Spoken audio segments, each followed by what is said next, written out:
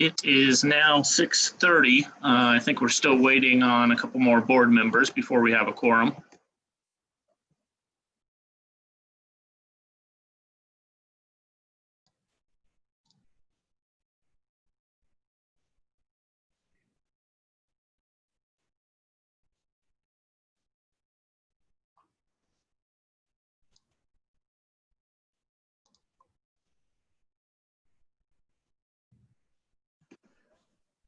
We do have 4 board members present, so we do have a quorum.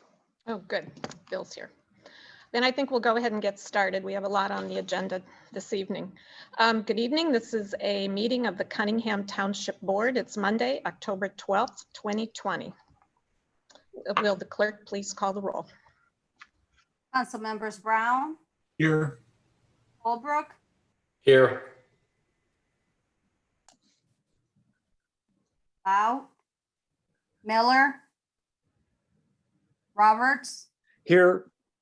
Wu, Here. and Marlin. Here. Next up is minutes of the previous meeting. It's from August 24th, September 14th, and September 28th. Is there a motion for approval? I'll move approval. Second. Moved by Mary Alice, seconded by Bill Colebrook. Are there any corrections? Okay. Councilmember Jared Miller has joined the meeting. If there are no corrections, will the clerk please call the roll? Council members Brown, Yes. Holbrook, Yes. Miller, Could you repeat that, Wendy? Council members Brown, Colebrook, Miller, Yes. Roberts, Yes. Wu. Yes. That motion passes. Are there any additions to the agenda? Okay, seeing none. Next up is public participation. Does anyone wish to address the Cunningham Town Board? I see no hands raised. Okay, we'll move on to committee to verify bills. Good evening. This last month in the town fund, we had $43,322.59 in expenditures. In the general assistance fund, we had $76,596.39 in expenditures, and that total comes to $119,918.98 in expenditures. You'll see in the rolls that our participants are slightly down. We're at 134, down from 147. We closed 24 participants cases and we opened 11. And I drilled in a little bit just because of the number of closures, and I've given some detailed breakdown. We had the 13 of that of the 24 that were closed were either because they're out of township or they were transferred successfully to other cash benefits. We had 3 who were closed due to increased income and employment, which is good. There were 7 closed to being non-responsive, and then we had a moment of silence for our participant who passed away. 58 of our 134 are homeless, down from 67 last month. The average age went down slightly, and this month will remain, we remained closed in September, and we're working with Salt and Light to open in a modified way in November. So working towards November, December opening for a community work program. We did see an increase in rental assistance. We had really had a very low number of people applying, although you'll see under additional assistance, we've been moving a lot of people into housing who are general assistance participants or receive subsidized housing. And so we're using angel donor funds for those moves. So we've done quite a bit of housing work, but our formal rental assistance program, which requires sufficient income, which is the problem during the pandemic, we only saw 4 last month. I did just also wanted to highlight that we've seen a increase in requests, and I'm trying to start tracking calls into the office. So we just did, I did a calculation. We had a 1,439 calls come in September. That's 68 calls in per workday. And it comes to about 1 every 6 minutes, which is pretty much along the lines of what we are experiencing in the township office. We also have been tracking applications since March when COVID hit. We started to put paper applications outside the door, and then we also have had online applications. And so we're at about 600 applications for general assistance and 550 approximately for rental assistance during that time. So about 190 to 100 applications each per month that are going out the door. Happy to answer any questions you have about the town bills. Mary Alice. So I noticed that there were, under the angel donor expenses, there were some items, some small dollar numbers for rental houses. And is that for an application fee? Correct. Yes, and actually, I will say that I'm meeting with all the landlords and requesting that they waive application fees for township participants. That is optional. And I have a number of landlords who've actually agreed to not charge fees for our participants, but in these cases, they did charge fees, and we paid. Typically, that's for general assistance participants who are moving into subsidized housing. We're working very closely with the Housing Authority, and we're moving quite a few people, as you can see in the report, into housing. But anything like an application fee, if they don't have that cash on hand, we will pay that. Okay, all right, thank you. Any other questions for Danielle? Is there a motion to approve? Oh, Jared. I was just going to make a motion to approve the town fund and the general assistance fund. Okay. And I will second it. Moved by Jared, seconded by Bill Colbrook. For any further discussion? No. Will the clerk please call the roll? Brown, Yes. Colbrook, Yes. Miller, Yes. Roberts, Yes. Woo. Yes. That motion passes. Next up is reports of officers. Yes, just to continue on the topics I raised in my supervisor memo, and I forgot to mention, we only have 3 months of phone data. I really wished our phone company had a year so I could compare, but I did look to July's numbers compared to September's numbers, and we are up 100 calls. So I'm going to now download that data each month and start including it in the information just so that we can keep track of that. I have, with CURE funding, I've been able to bring on some additional staff support. We've just been unable to keep up with the phone calls without, a certain amount of hardship. And so I'm now cross-training, and thanks to the CURE funding, able to bring on 2 other folks who can help to support the phone calls. We do have calls being answered. There's 3 people who can answer the call at any time, and sometimes there's 3 people on the phone. So housing advocacy is going well. We've now helped since we started this program. It was close to the beginning of the fiscal year. We've helped 48 people apply for housing. There are 7 housing opportunities we've been able to help them apply for.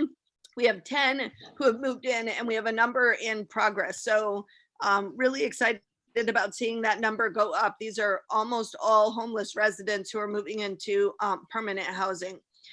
We are doing significant disability advocacy, and I have a trained SOAR advocate, and she has reported she's now working with 2 people actually who are applying for SSI, and then we were able to get 2 reimbursements last month. And I don't know if in our I can do a quarterly financial report for you next month, but basically we had expected $25,000 in SSI reimbursements this year, and we're a little over 20,000 in the first quarter. So we're doing great with SSI recoupment. And that actually, if we can continue that, will pay for that SOAR advocate position. And I'd really like to see, because we only really have one case manager in town fully helping people apply for disability. And there are no attorneys in town who will help people with their initial application. So we're really working on with the mental health board to see if we can get several other nonprofits funded for disability advocacy. And then we ourselves would like to add a person in a more permanent way through those Social Security reimbursements. So very excited about that piece. The Bucket Brigade continues to go strong. We've now served over 1,500 people, including 579 children. That's a total of 638 buckets. The actual buckets are now being funded through the grants process, the social service grants process. And then I just wanted to point out, and you'll see this coming to your home next week, hopefully, is our volunteer designer, Cope Compston, has designed a postcard mailing about resources during the time of COVID. And I included a copy of that postcard. We thought it would be helpful to just do a direct mail to every household in Urbana. I also sent today a rental assistance letter to every landlord, and that's going to be included in the city's mailing to landlords. So I've been working with Lori Pearson on that, and we'll have a include that lists all the resources, the county resources, City of Champaign Township, our resources, as well as a number of other resources, since we've seen an increase in calls, especially around domestic violence. So I have other kind of call for help numbers in that document, and it's set up so that landlord can simply copy the backside of my letter and distribute it to his or her tenants. So I'm excited that we were able to do some of that work with the CURE funding. Happy to answer any questions you have. Bill Brown. Yeah, thanks, Danielle. On the rental assistance, have we looked at how successful that is as far as like people that get rental assistance, contact them a year later, it's been in place for a while now, and see if they're still in the same apartment or see if they're in a different apartment or if they've had to move in with somebody else, you know, if it's actually worked long-term. Yep. Have we tried anything like that yet? Yeah, so we, from the beginning of the program, one of the secondary reasons that we've done the township garden events and the other kind of like back to school and outreach events, and more recently, the call throughs are list for housing assistance and also the call through for the Stimulus Act funding, is that each time we call, one of the questions we ask is what the status of their housing is. And we'll say, are you still at the address? And we'll list the address that we actually help them move into or stay in, so that we're checking on that address. I wouldn't say it's at 3, 6, 9, and 12 months. It's actually usually more frequently than that. We've been calling through our list almost every month. The issue is that we don't always get through to folks. So I would say we eventually get through to them in that 6-month period. I have been challenged in figuring out how to track data that is so spotty. So I don't have a good data tracking. We do keep the housing status in our case management, but tracking points in time, over time, I don't have a good system. What I do know is that RPC, a partner in rental assistance, has the exact same criteria and the same process, does do that for their state grant. And we meet quarterly, and they're reporting, this is pre-COVID, but they were reporting success rates around 89 to 93%. So I think the larger issue for us is that once we have helped people with rental assistance, we don't see their rent burden doesn't necessarily go away. And so what we're trying to do is follow up anytime there's a subsidized housing opportunity, say for families with children, then we'll call through everyone we know who we've worked with who has children, and basically help them navigate that process of applying. There's also a number of non-housing authority options. And so we will call through and help them apply. And then we are actively working with the statewide referral network as well, to list people on the statewide referral network to move into, say, Aspen Court has SRN units, as does a number of the housing authority properties, and then some of the private properties. So that's the data that I have currently. But for our particular program, I really would like to have more systematic data. I just haven't found an easy way of tracking that.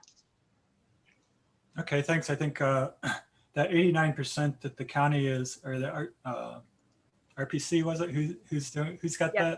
that?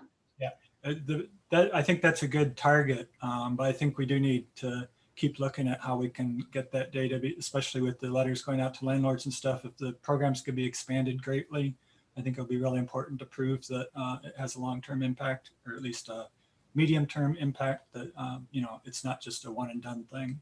Yeah, and Cherise brought up, she's not here tonight, but she has brought up concerns about allowing people to access it only once every 2 years. By state law, we could actually allow people to access it once a year. I'd like to probably do some data collection around that before going in that direction. But I am looking into the possibility of using additional cure funding if we're able to bring that in to support more COVID rental relief, especially the city right now has a COVID rental relief program. And as those funds are exhausted, we'd like to fill in those gaps. So hopefully I'll have some information about that in future months.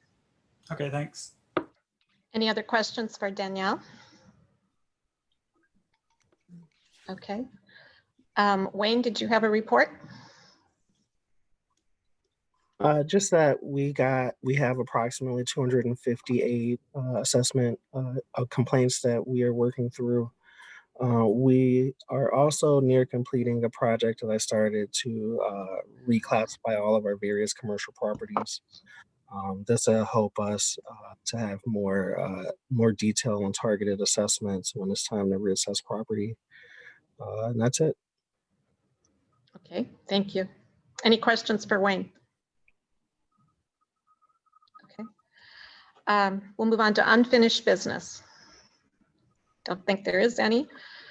New business. First up is resolution number T 2020-10-019R, which is a resolution authorizing Cunningham Township Assessor to sign a contract with Pictometry International Corporation for orthogonal and oblique imaging. Wayne. So I emailed you all the contract earlier today. It does need some changes that I specified in the email. That said, the vendor has agreed to those changes. We just don't have the final document yet, but they have agreed to those changes. And what this is this is actually going to be a higher resolution flight than we did earlier this year. This will be paid for with the local Cure Act funding that I applied for and you guys approved a couple weeks ago. What this does is this will allow for a much greater detail, 3 times the resolution of the imagery we already have. And the difference is the resolution is going to be less than 1 inch per pixel. So for every pixel that we're off on a measurement, it will be less than 1 inch of actual difference, which is 3 times better than the 3 inch per pixel that we already have. Questions for Wayne? Bill. So what is it you can see with the 1 inch resolution aerial photos that you can't see with the 3 inch resolution photos that you need in order to determine assessments? So with the 3 inch resolution, and normally, had it not been an outside source paying for this, I would have never asked for the sub 1 inch resolution.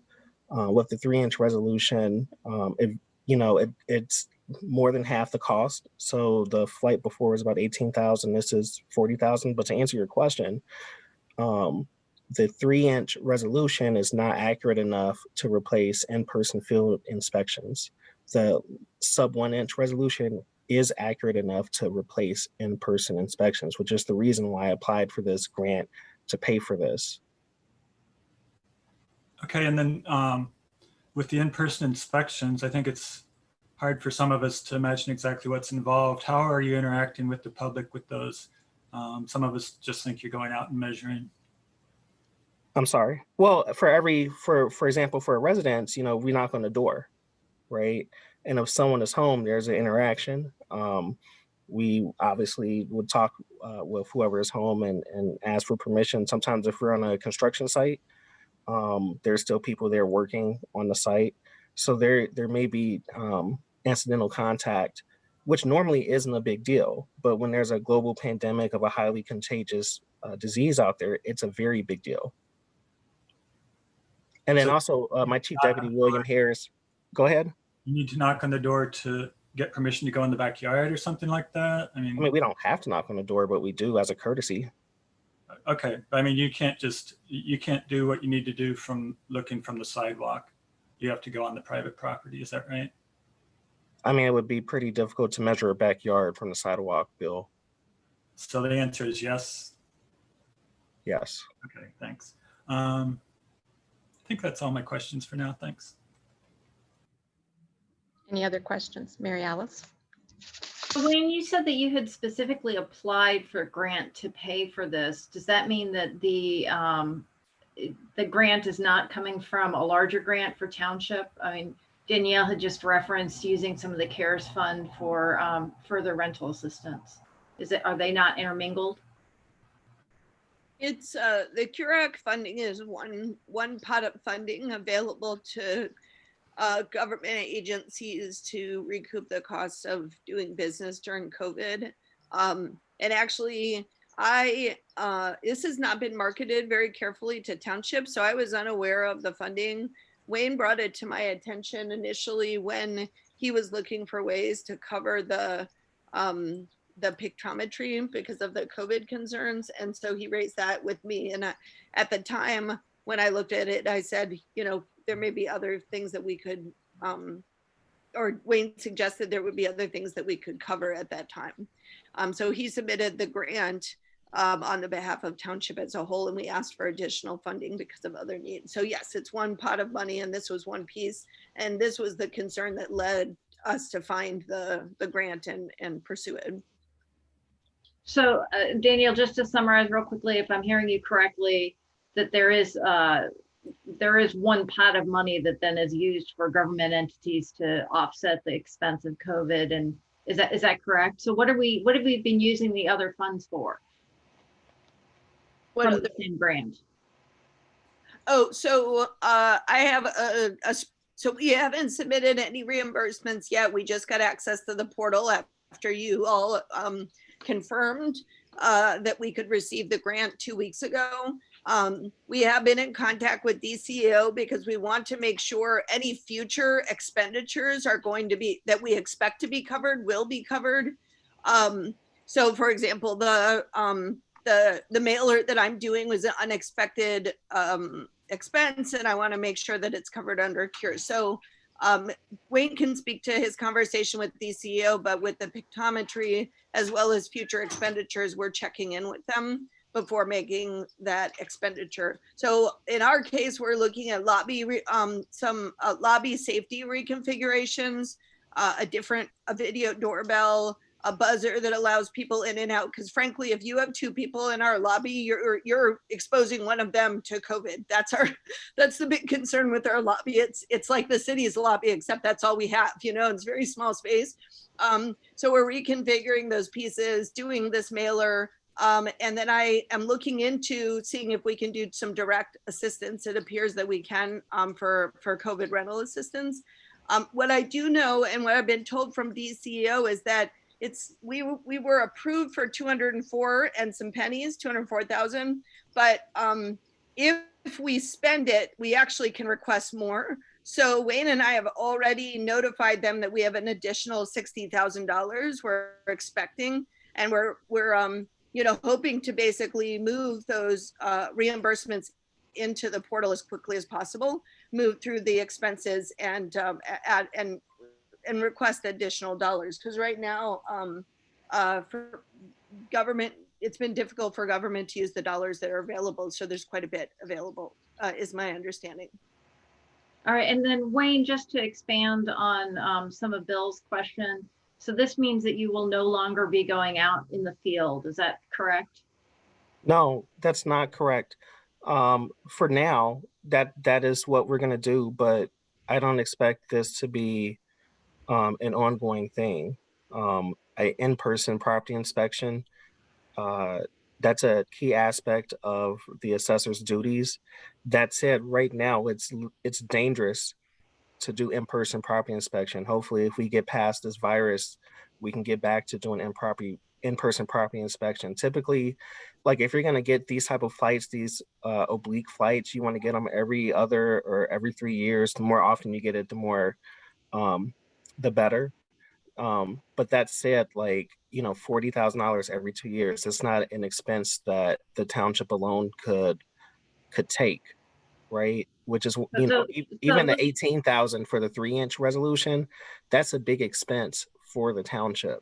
Let me rephrase my question. If we go ahead and approve this contract, does that mean that nobody will need to be in the field for the next 2 years? Well, certainly for the next year, and there are some exceptions. Like for example, you know, these images are taken from the sky, so there could be like a bad angle, right? And we might need to, you know, because of a bad angle, we might still need to go out. But this will certainly reduce that substantially. Okay. You're gonna primarily it would not stop the going out in person, but for the vast majority of the locations, you will not be going out in person for the next 2 years. Is that correct? I don't want to say 2 years, certainly for the next year. Well, I mean, if it's good for 2 years, it would make sense to be able to leverage that tool for the next 2 years, right? Well, no. So hopefully, you know, the flight would happen in November, right? There'll be additional construction between November and another flight. So then obviously we'd have to go out to get whatever. For new construction, Yeah. sure. But you wouldn't have to go out for No. construction. No. Okay, thank you. Bill. Oh, sorry, Dennis, I didn't see you. Go ahead, Bill, if you want to do it. Okay, just a couple follow-ups. So for new construction, you get the permitting information from the city, right? So you know what size the buildings are and how many bedrooms and bathrooms and things like that? Not necessarily. You know, there are things like change orders that happen, and not everything is always accurately recorded on the permits. Okay. We don't know necessarily the construction material. You certainly cannot judge the quality of a building by looking at a permit. Being able to put eyes on the building is very important in what we do. Okay, and you did say that the 1-inch resolution photos would eliminate the need for somebody to go versus the 3 inches. You say somebody still has to go out there, but it's still, you haven't really said what is it that the 1-inch shows that you need to see that the 3-inch doesn't show. They're both oblique. I haven't ever seen 3-inch imagery, actually. I know you guys said we'd have logins, and I asked about it a couple months ago, but I guess it wasn't set up yet.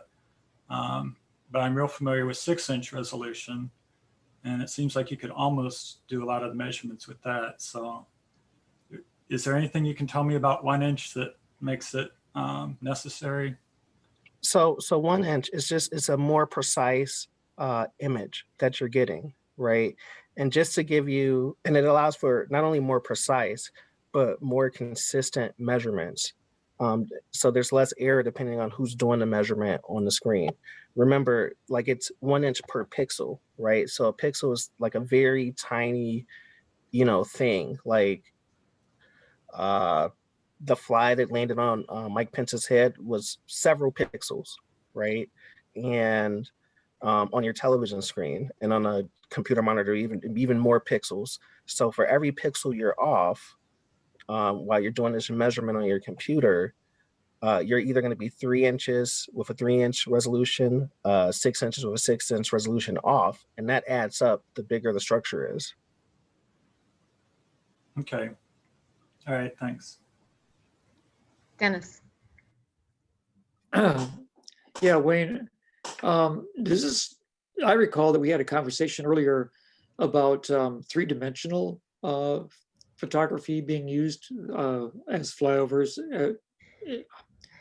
Did we invest in that? I can't remember. I thought we did, or am I wrong? So what this is it'll be oblique photography from the air, right? So you'll get an angled shot from almost all directions. and the reason I say almost is because it's really dependent upon the flight plan.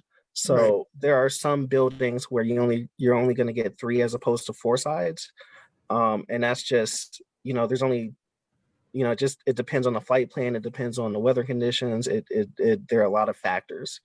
And then I believe what you were talking about was taking those images and turning it into 3D models. That kind of goes beyond what we do in the assessor's office. But that's certainly a possibility. Oh, I thought we were investing in software that allowed that to happen. Maybe I'm And wrong. it's software that will allow you to view, but to actually make it, because I remember you were talking about 3D printers and stuff like that. That's beyond what we would use it for. Okay, all right. I guess I'm not sure what my answer is on that one, but okay. Any other questions for Wayne? Is there a motion? Jared, I will move resolution number T-2020-10-019R be approved. I'll second. was it seconded by Dennis? Yeah. And you'll need to add to your motion the corrections that Wayne indicated, which would be on page 3 under the bill to and ship to. It should say Cunningham Township, Urbana, Champaign County, Illinois. And then at the bottom of each page, pages 3 through 14, it should also read Cunningham Township, Urbana, Champaign County, Illinois. The motion should include that language. Okay. Is there any further discussion? Okay. Will the clerk please call the roll? Council members Brown, No. Holbrook, Yes. Miller, Yes. Roberts, Yes. Woo. Yes. We have 4 yeses and 1 no. That motion passes. Next up is resolution number T20-10-02R, resolution authorizing the supervisor to sign an agreement with NJS Enterprises for case management software. We have 5 copies of Visual GA. We have added staff members under COVID, and even before, I asked them to loan me an additional copy to see if I needed it. And they did that for no expense for a month. We definitely needed it. I then bargained them down from 3,000 to 2,500. And they've agreed to that price, and I'm asking for an additional license. Otherwise, staff members have to jump out of the software to let others in, and it's very cumbersome given the volume. Any questions? Mary Alice? Is this a reoccurring license or is this a one-off? Is this a perpetual So- license or so you- annual? Yeah, so you pay for the initial fee, and then you pay 20%. And you just approved last month, actually, the 20% for the other 5 licenses. We won't pay that 20% until after the first year. And I am, frankly, this software, without getting into the weeds, is very expensive at the number of, I find it to be expensive at the number of licenses that we have. Most townships are much smaller than ours, and they only have a few licenses. And I'm actually one of the Cure Act funding items that I put on the table is doing a technology assessment, because we are now doing a lot of work digitally and remotely, and I need to look at every piece. So I think it may be the case that a custom case management software, hold on, I'm on the phone. It might be that a custom case management software might be more cost effective going forward, but I'm not going to be building that in the middle of a pandemic. But maybe in a year, we'll take a look at that piece. Okay. All right. Thank you.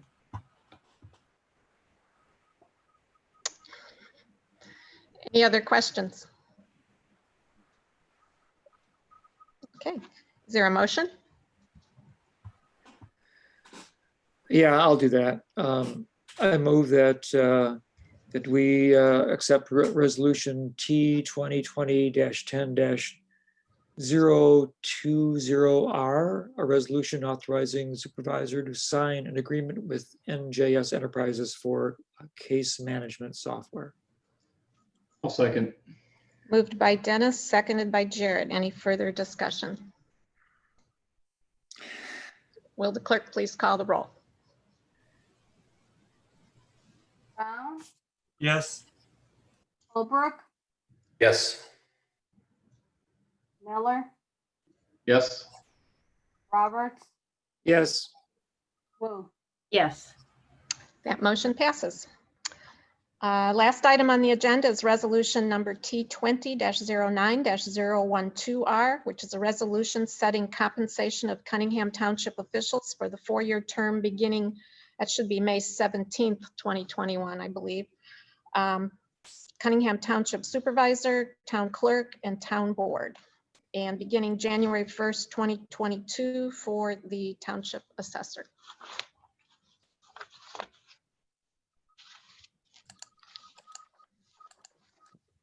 So I wanted to correct a piece of information I gave you that was brought to my attention. It was wrong. Originally, when I spoke with the clerk's office, we thought November 2nd was the deadline, but it's actually 180 days before the term of May 17th. So November 17th would be the deadline. I just wanted to correct that.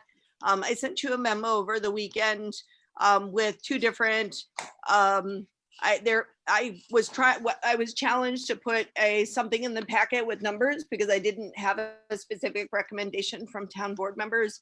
So we put in the packet an average of comparables and then a bump down from that. And then I just had a couple of things in the email that I sent to you. In particular, I think we're recommending that the town board reinstate some level of compensation.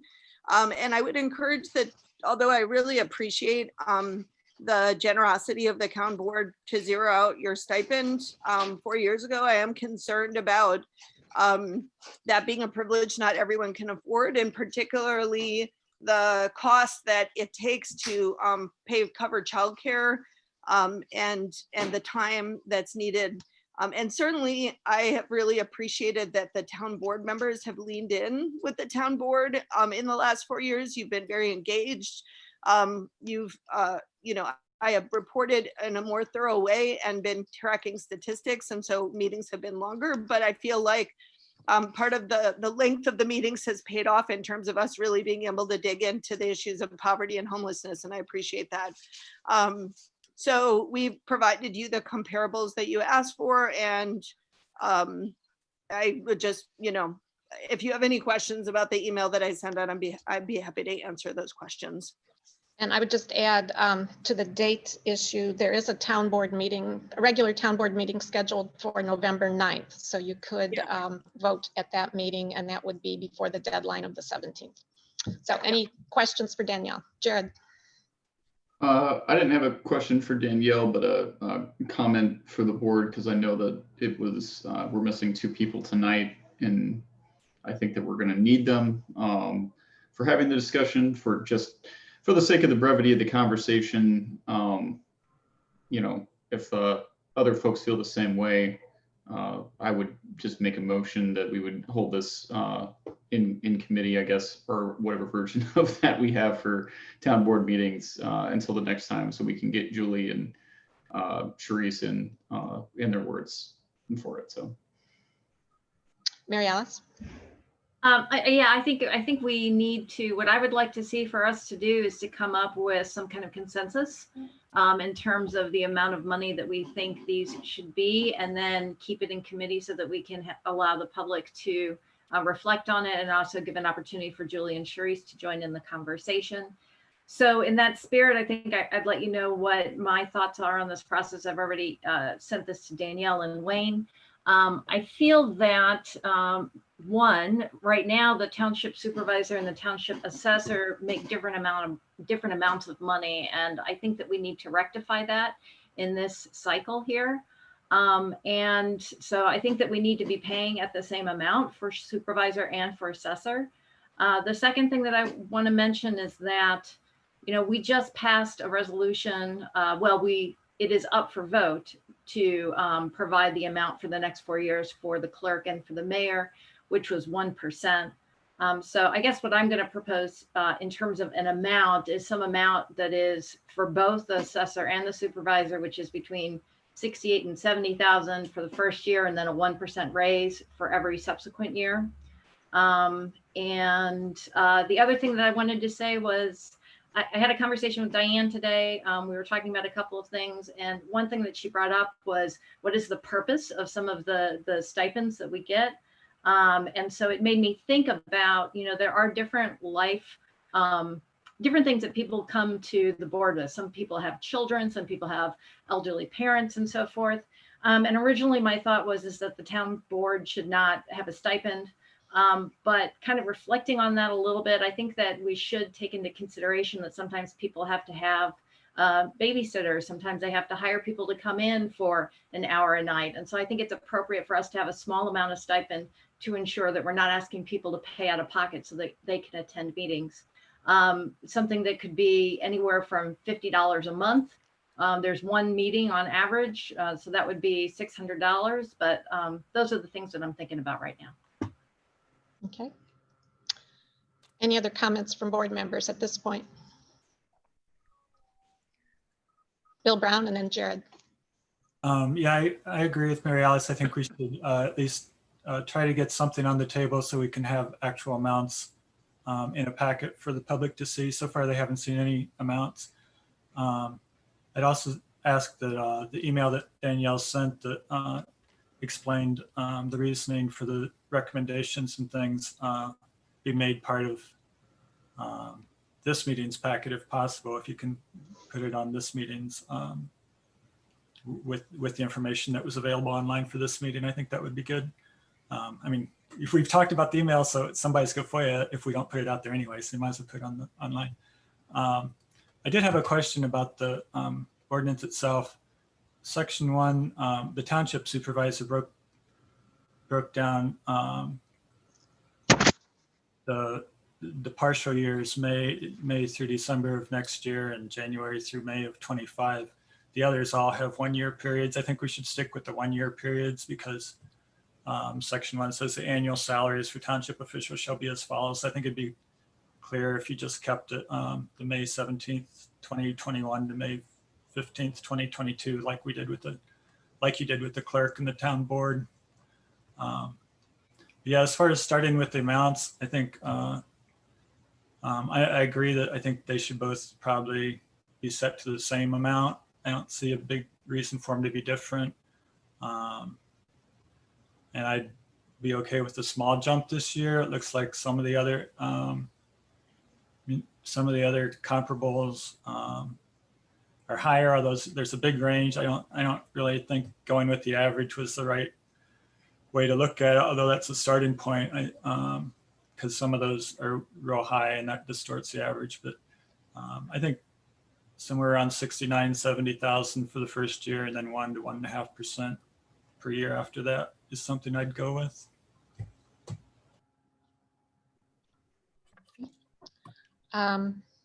Any other comments, Jared? First, just to what Mary Alice was saying, and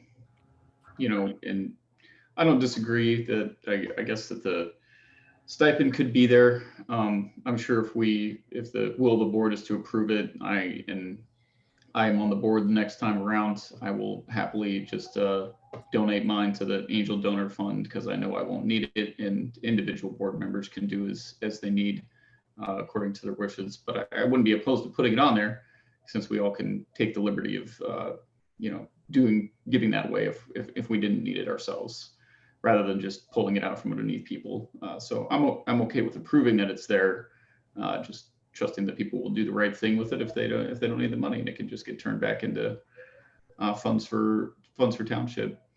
I was leaning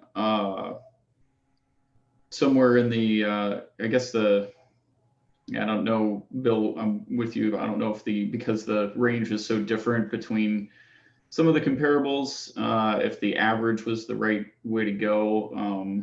I do think that the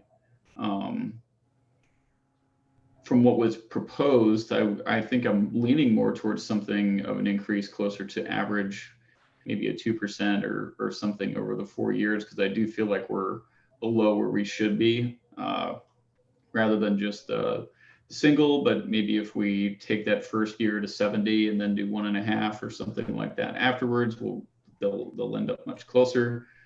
So I personally was going closer to the average probably than the 1% that was proposed. And yeah, those were my 2 thoughts on that.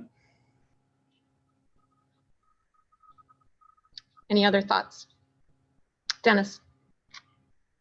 Yeah, okay, so I haven't had time to really think about this seriously, so I appreciate having a little more time to look at it, because I've been out of town for a week. But some amount of increase, and I like the idea of equalizing the assessor and the supervisor. I think that seems fair. Both work pretty hard for the community. As far as stipends for the board, I can tell you that when we withdrew them and we went to 0, I wasn't in a very good financial position that year, and so it actually made a difference for me in some respects.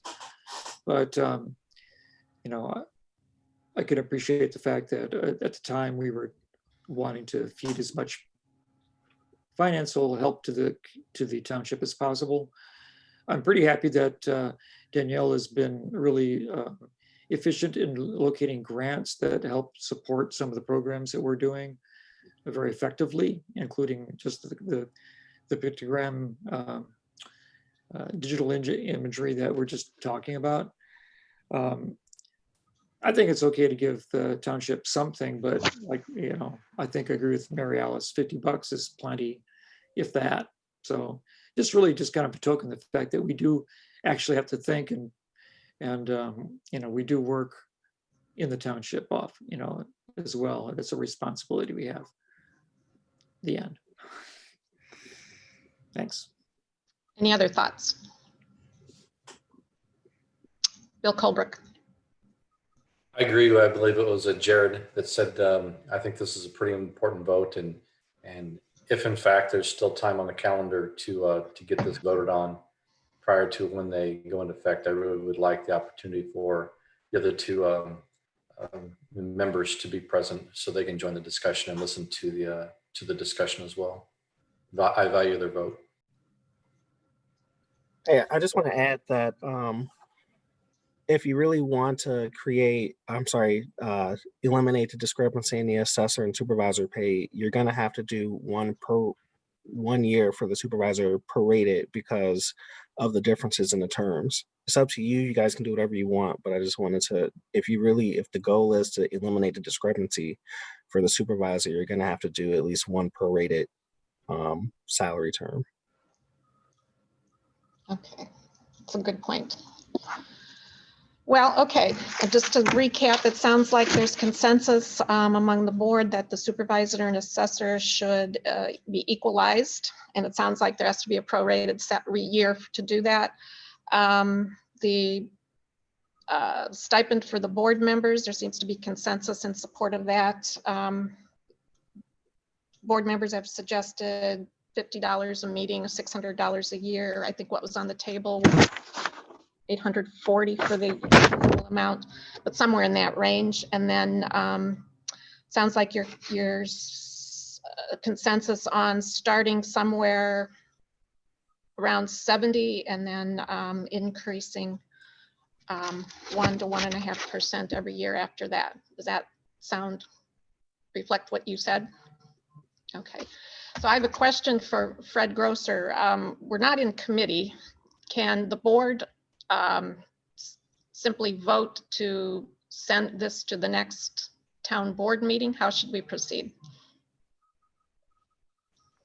Well, I don't know that there's anything in particular you need to do because you don't have the resolution with the numbers in it. So you can just put it on the agenda for the meeting once it's in a final form. Okay, so we actually don't have a motion on the floor either. So So this would be just treated as a new item on the next agenda meeting, or an item on the next agenda. At the meeting, you're going to finally have the numbers, the dollar amounts, and then vote on Okay, so that would be the November 9th town board meeting. it. Okay? Okay, so we don't have to take action tonight to do that. Right. Okay, Mary Alice. Wondering if somebody has a recommendation in terms of if we're basically putting out there what our thoughts are. How is the public going to know the exact numbers that we're proposing?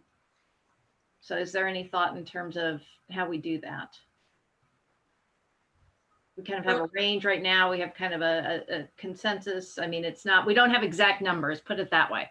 We don't have exact numbers that we can enter in. I mean, there'll be numbers in the agenda packet next month. Right. And I understand that, but I guess what I'm saying is perhaps if we're going to put, Danielle, if we're going to put your memo that you, not the memo, sorry, the email that you had written, perhaps we should have just a summary of what the town board has talked about so that the public knows before the Thursday before the vote where exactly we stand. Add that to the memo, I guess is what I'm saying. Okay, I could update my memo with a statement that summarizes the mayor's statement just now.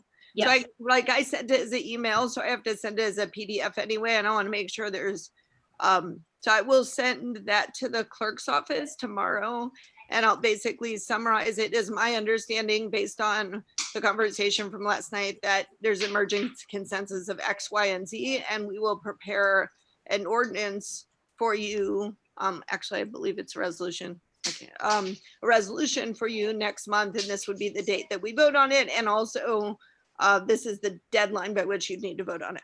So I will reach out to the clerk tomorrow with that. Thank you. And we just noticed, Danielle, on the resolution, the 2 draft resolutions for discussion that you sent out in the third paragraph, it referred to a 4-year term beginning May 17th, 2011. That should be Good. 2021. Yeah, thank you for catching that. And you mentioned, Mayor, at the beginning that there was something about the name of the township that you had corrected when you first. That was on Wayne's Oh, okay. Contract. It was a different, okay. Good. Different document, yeah. Okay. Okay, so this item will reappear on the November 9th town board agenda. Thank you very much. Great, thank you. Have a good evening.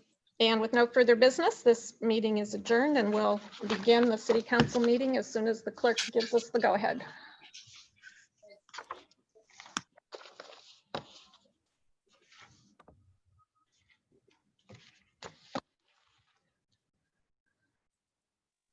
Ready. Okay, this is the, I'd like to call to order the October 12th meeting of the Urbana City Council. Will the clerk please call the roll? Members Brown, Here. Holbrook, Here.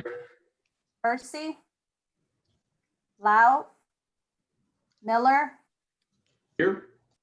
Roberts, Here. Wu, Here. Mayor Marlin. Here. Next up is approval of minutes from the previous meetings, August 24th, September 14th, September 28th, and October 5th, which was a special meeting. Is there a motion? Motion to approve the minutes. Moved by Jared. Is there a I'll second it. Seconded by Bill Colebrook. Any corrections? Will the clerk please call the roll? Brown, Yes. Holbrook, Yes. Miller, Yes. Roberts, Yes. Wu. Yes. That motion passes. Are there any additions to the agenda? I don't believe there are. All right, next up is the public input and presentation section. We have a presentation from finance, and that involves the financial forecast.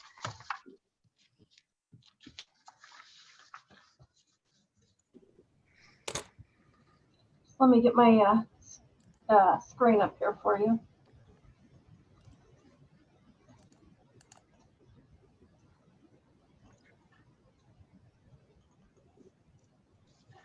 Okay, is everybody seeing that? Yes. Okay, all right. It's a little different trying to do a presentation inside of Zoom. But, so tonight we're here to talk about the financial forecast. This is generally the first step in our budget process. So we use this to kind of set the stage and make some high-level decisions about the budget. This focuses exclusively on the general fund. So I just want to be clear about that. The general fund pays for most basic city services, police, fire, most of public works. So we'll launch into it. Whoops, a little bit touchy.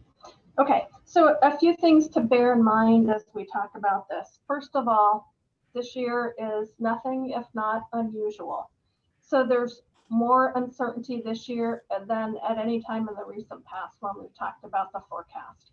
Also, we pushed this earlier in the fiscal year because we wanted to really kind of get a feel for what's happening here with the pandemic and the resulting recession. But that means when we're looking at the current year, we have much less data to work with. So for example, when we're looking at sales tax, we only have a few months versus, last year we had about 6 months.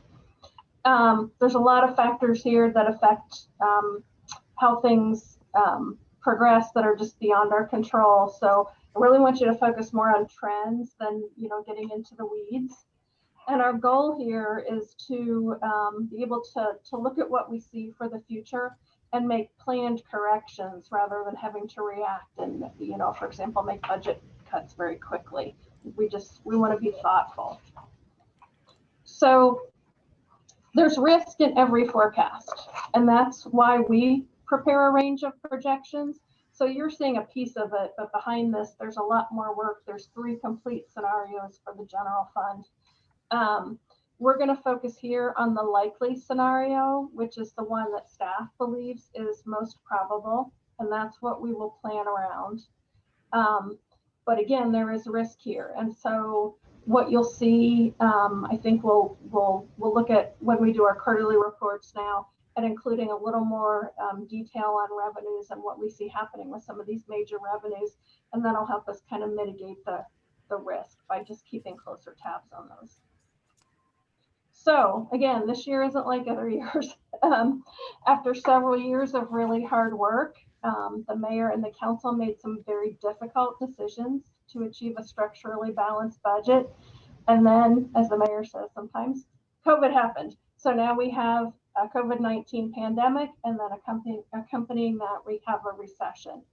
So let's look back really quickly. I think it's helpful just to have a reminder of what we've done these last few years. So beginning in FY18 and through the current budget year, FY21, we made expenditure reductions that were cumulatively 1.34 million and revenue increases that were 1.15 million. So that's 1.49 million. That's where we closed that $1.5 million structural budget gap. And then at that point, we thought things looked really good for the foreseeable future. And then again, the pandemic. So right now, where we are is all that careful planning leaves us with a substantial fund balance. That allows us to take some time to be thoughtful about how we respond to this. We can wait for a little more clarity, I think, before taking action. But we should be using that time to prepare for what might be on the horizon. So our path forward out of this is going to largely depend on how soon there's a widespread availability of a vaccine, and also how risk averse consumers are as we begin to move towards a new normal. Those are the 2 things that I think are going to be key to the recovery. So we'll look at some specific numbers here in relation to sales tax, because that's a really big number for us. And then we'll get into the meat of the forecast. So in this year's budget, sales taxes are about a little more than a quarter of our general fund revenue. You might notice that most years I said nearly a third. It's not that much this year. It's a little bit more than a quarter. So what this chart does is it takes state and home rule sales tax and it adjusts for inflation and it shows the trend. So the green line is the state sales tax and the blue line is the home rule sales tax. And you can see this goes all the way back to FY06. So you can even see here the last recession, the Great Recession, and where we dipped down, you know, and didn't really catch up for a couple of years. And then out here you can see where we were last fiscal year, which was actually looking quite good, and then where we expect to be this year. And then you see a little bounce back that we're expecting in the next fiscal year. So then looking, I was personally very curious about sort of what was happening when you get down to the details of month to month as this situation unrolled. And so what this chart shows you is the blue line is FY20 sales tax revenue. This is state and home rule combined, and that's for 2020. And then the green line is what it was last year for these same months. So when we get sales tax revenue from the state, it's 3 months behind generally when the actual transaction occurs. So in June, which was revenue for transactions that happened in March, so the very beginning of this event, really, when the governor issued his stay-at-home order, which was, I think, effective on March 21st, our sales tax revenues were down about 5.5% over the same month the year prior. And then in July, so sales in April, which was the first really full month of kind of the whole shutdown, 20%. But then after that, it started to really bounce back. And then you can see in September, which would be for June sales, we're actually up 5% over where we were last year. Don't get all excited about that because most likely there were some delayed payments that caused that fluctuation. But even in October, which is for July, we were just about dead even, which is actually surprisingly good. Because our initial estimate early on was that we thought we might lose overall about a third of all our sales tax revenue, 30% or more for the entire fiscal year. All right, so let's talk about the forecast. So we really look at two primary indicators when we're working on the forecast. We look at recurring expenditures as a percentage of recurring revenues. So that goes to our ability to sustain programs and services. And we compare that to our policy goal and our financial policies that the City Council approves. And our goal is that our recurring expenditures should not be more than 98.5% of recurring revenues. So that's our cushion when revenues fluctuate a little bit. We also look at fund balance as a percentage of recurring expenditures, and that goes to our ability to withstand downturns, respond to disasters, and so forth. And our current policy, which Council just changed within this last year, is that we want to be at 20% of recurring expenditures. So you get the pretty pictures, but again, there's a whole lot of numbers behind this.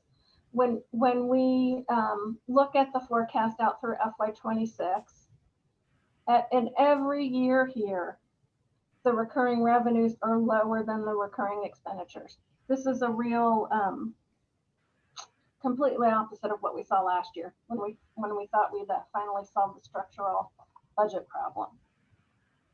So this could reverse itself very easily in a couple of years if things go really well, but obviously this isn't something that we can do for the long term. And I also took a look at how fast are our recurring revenue and expense growing.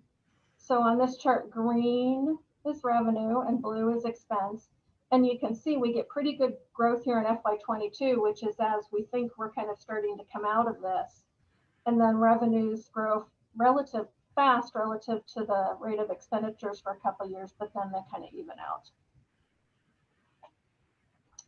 So one of the things we forecast again is fund balance. And so this chart looks at our unassigned fund balance, and this looks at all three of the scenarios that we developed.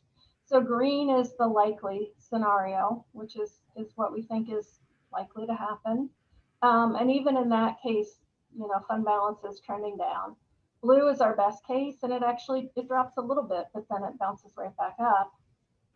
Orange is the worst case, and it just drops, and it continues to drop until it, well, basically ends up at zero sometime out here. Obviously, we're not going to let that happen. If we were headed in that direction, we would be making budget cuts before that could happen. So focusing in on the likely scenario again, which is the one that we think is most probable. Right now, at the end of this year, we expect our fund balance to be over $10 million, which is very healthy. It's better than we thought we would be doing. And here, the blue line is our 20% policy, where we want to be. And you can see again that drops each year, but it doesn't get below that 20% level until somewhere out here around fiscal year 24. So, to cut to the chase, in terms of strategy, what we are recommending is that we need to prioritize economic recovery for local businesses, because that's really what's going to help us recover from the recession.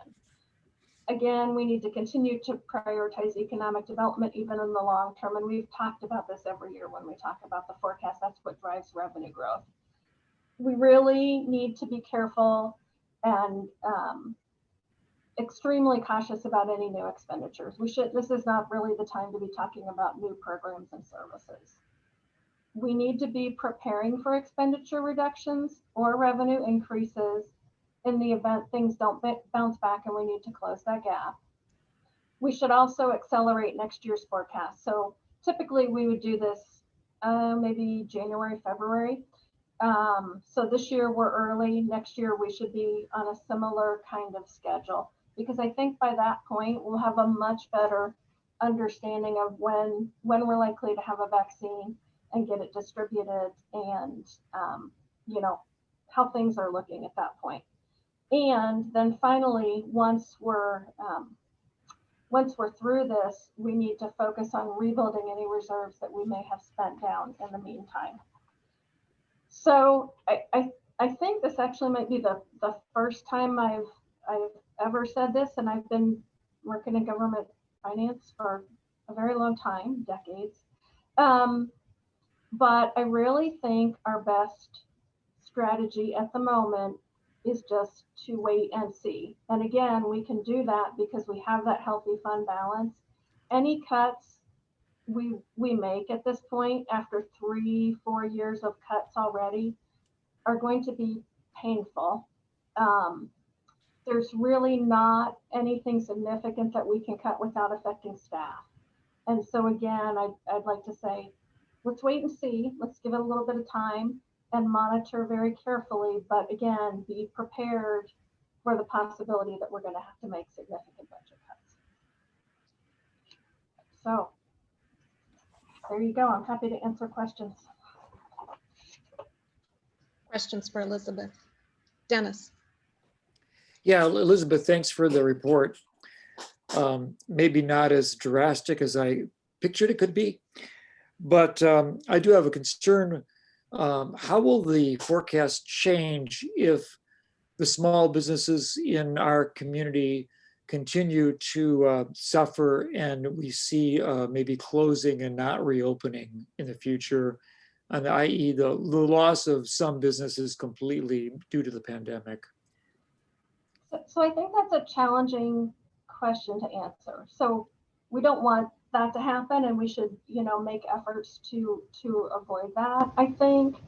But just to some extent, to be honest, for example, if I would have shopped at one business, but that business is no longer available, it doesn't mean I'm not shopping for something. I may just be shopping somewhere else. So it's not a good thing. We definitely want to avoid that if at all possible, but it's not as if every business that we lose all the revenue necessarily that goes with it. The answer would be that to encourage people to shop local, i.e. shop Urbana. Absolutely. I would add that the big unknown, and I've spent hours and hours on the phone and in meetings last week, is dealing with the possibility, Champaign County is part of a larger region in terms of the COVID response in terms of the state level. So we're part of Region 6. It's a 21 county region.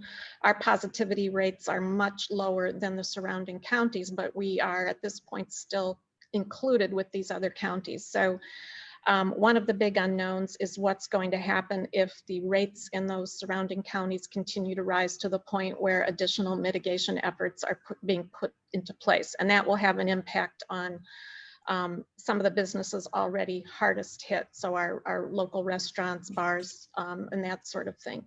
So that's one of the things we have to keep an eye on.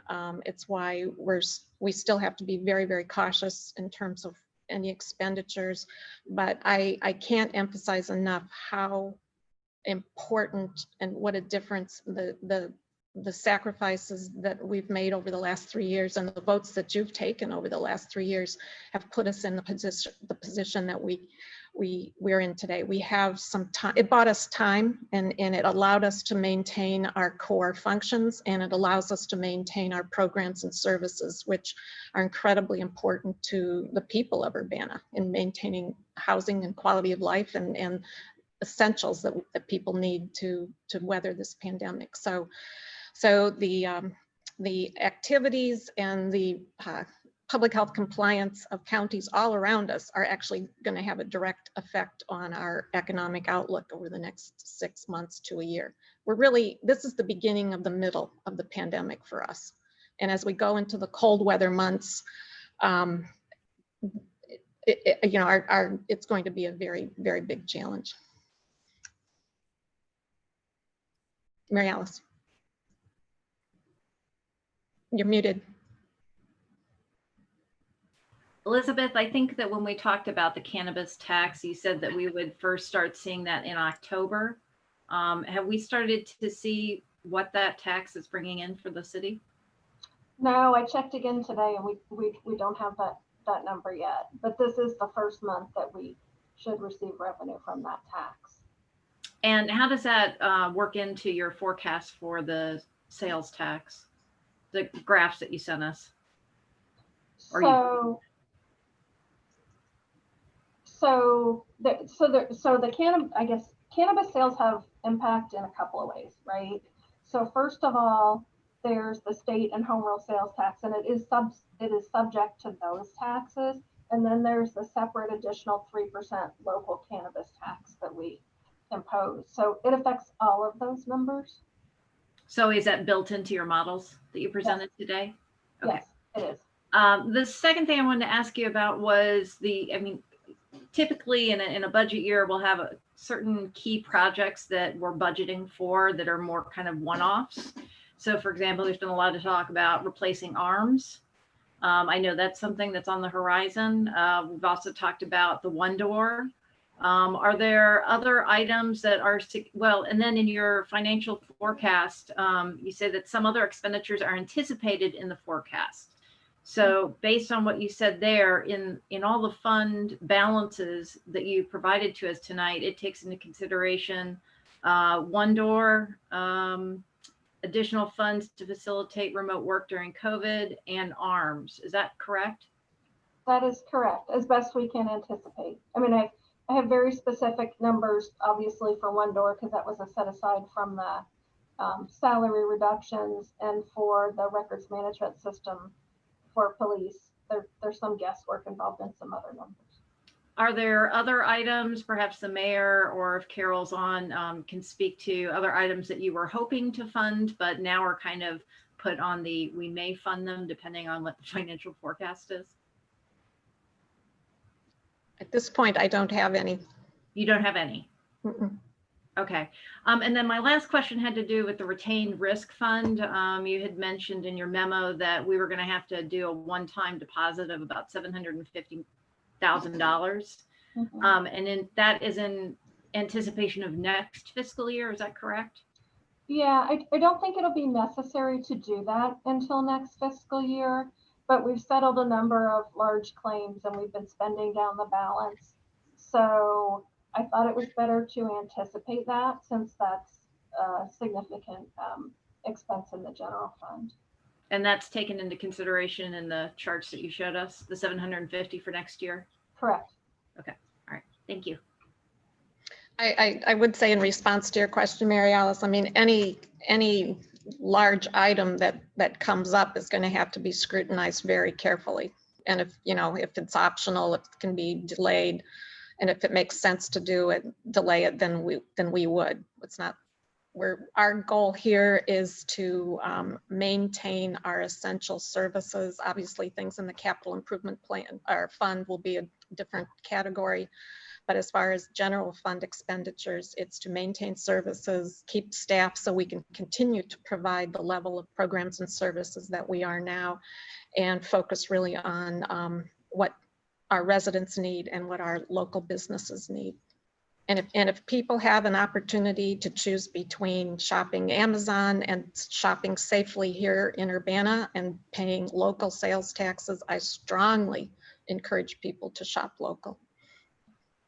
So one of the big things that we spent money on was a facilities study. And I know that if any facilities that we decide to work on, improve, build, whatever, that would come out of the capital and not the general. Is that correct? That's correct. Okay.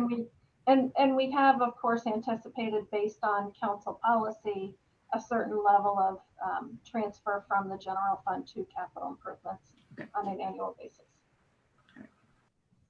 I think Carol could add to that. Well, if you'll remember, and you know, this is all something that will develop as we get more information and see how this plays out. But you might recall that we had built into the capital improvement plan going forward that we would borrow money in order to do some of the larger projects like the 2 fire stations and the storage building at Public Works that will unlock other opportunities. And you know, the key to that was our ability to pay it back out of general fund dollars. So we'll really have to look carefully at that, and that might mean that we need to push those projects out a little bit, but it's too soon to tell at the moment. There's just a great deal of uncertainty, and the only thing we can be certain of is that we do have an emergency fund that we can draw on, and this constitutes, I think, an emergency. So. Jared. Just one quick question, Elizabeth, on the wait and see.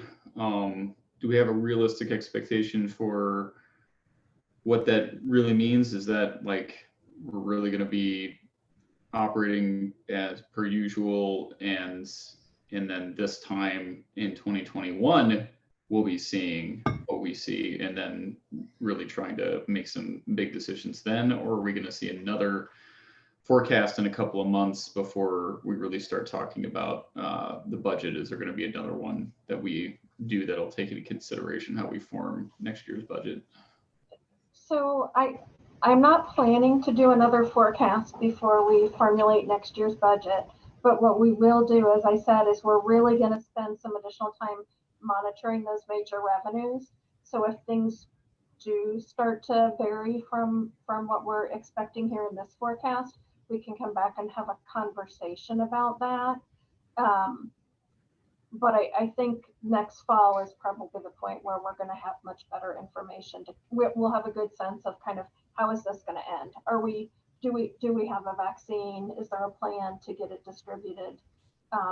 We'll have much better information about how consumers have, responded to the recession, because we'll have many more months of data.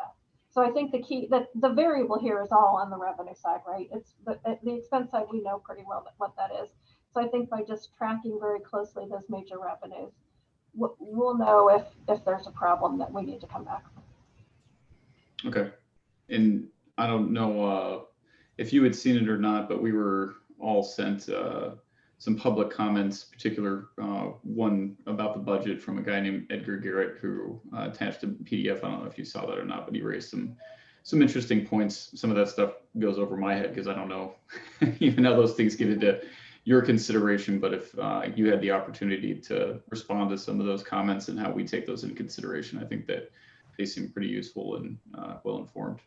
Yeah, so I did see that just this afternoon, and I have not had a lot of time to ponder it, but I think one of his points was basically that we should be doing cuts now and not waiting.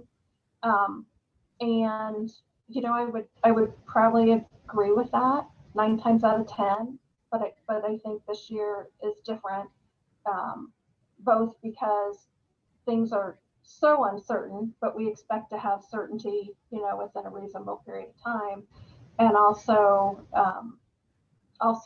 because we have that really healthy fund balance. And so like I said, I don't think I've ever before said we should spend down fund balance to buy time rather than making cuts, but I think for us that probably makes sense right now. And to that, I would also add, if there's ever a time when our residents and our businesses and our community needs the city to be there for them, it's going to be over the next 6 months to 1 year. And further cuts mean cuts in staff, programs, services, and we need to be here for the city. We really need to be here for the community. Yeah, I think that's a good point. And the mayor's exactly right. I mean, more cuts means we're going to have some very difficult conversations about what services or programs are we no longer going to offer, because that's kind of where we're at after 3 years cuts.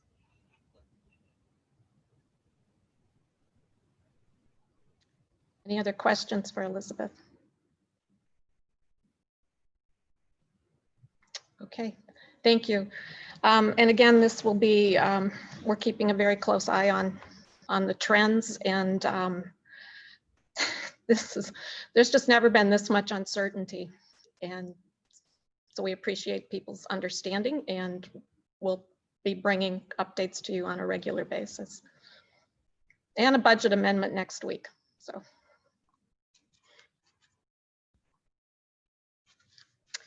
Okay, we'll move on to public input. I'd ask if you wish to address the council, please raise your hand.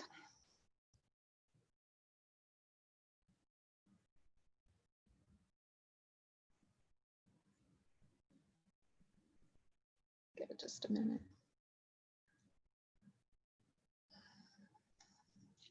Okay, we'll start with Alan Axelrod.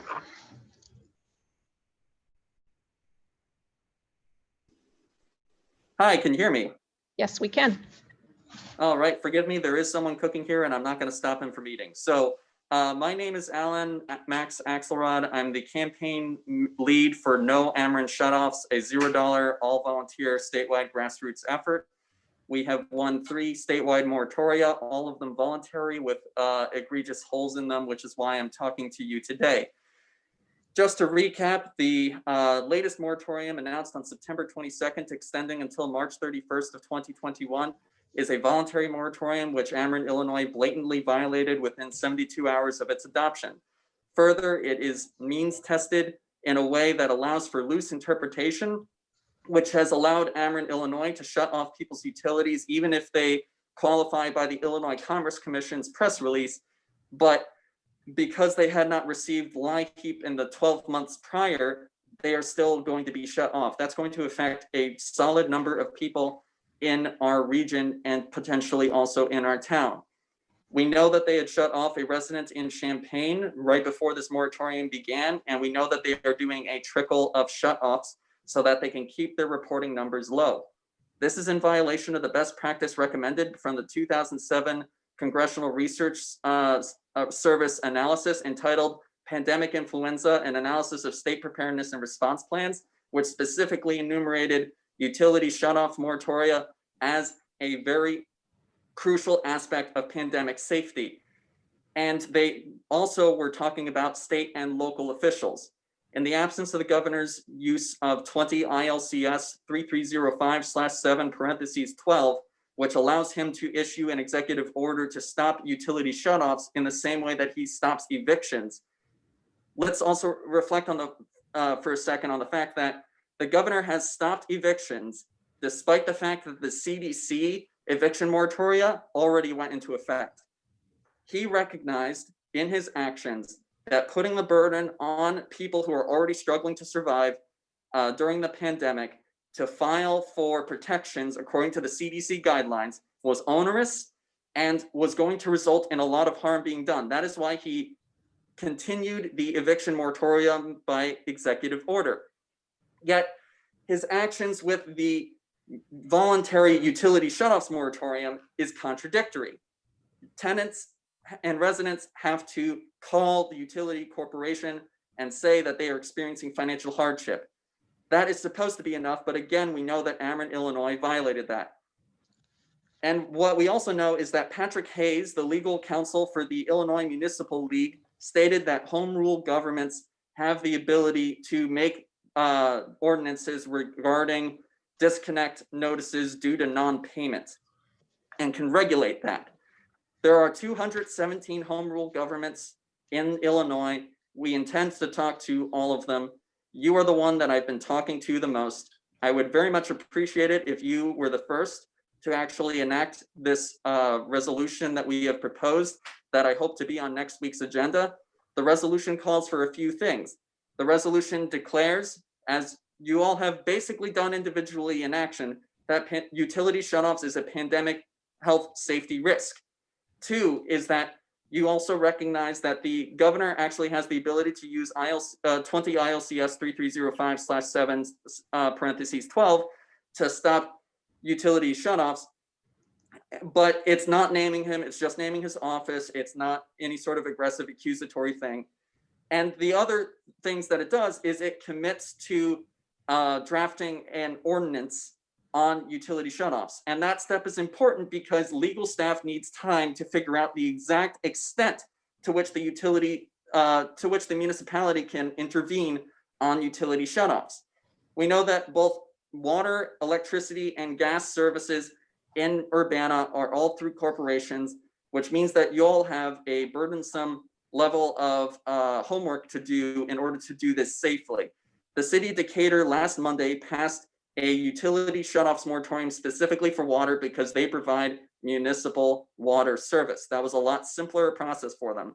But the reality is that we have to protect all of our residents. And I just want to say that also, if we're expecting to see a decrease in the sales and use tax in our community, that I would just like to suggest that preventing the punishment of individuals for having accrued utility debt during a pandemic when our unemployment rate is still over 10% in this state, which is over double what the statewide unemployment rate was last year, that we should protect our residents and allow them to spend money to survive in our city, which might also help our budget. Thank you. Thank you, Alan.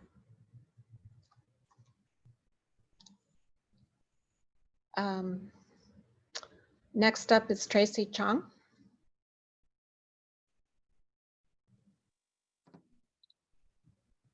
Hi, can you hear me?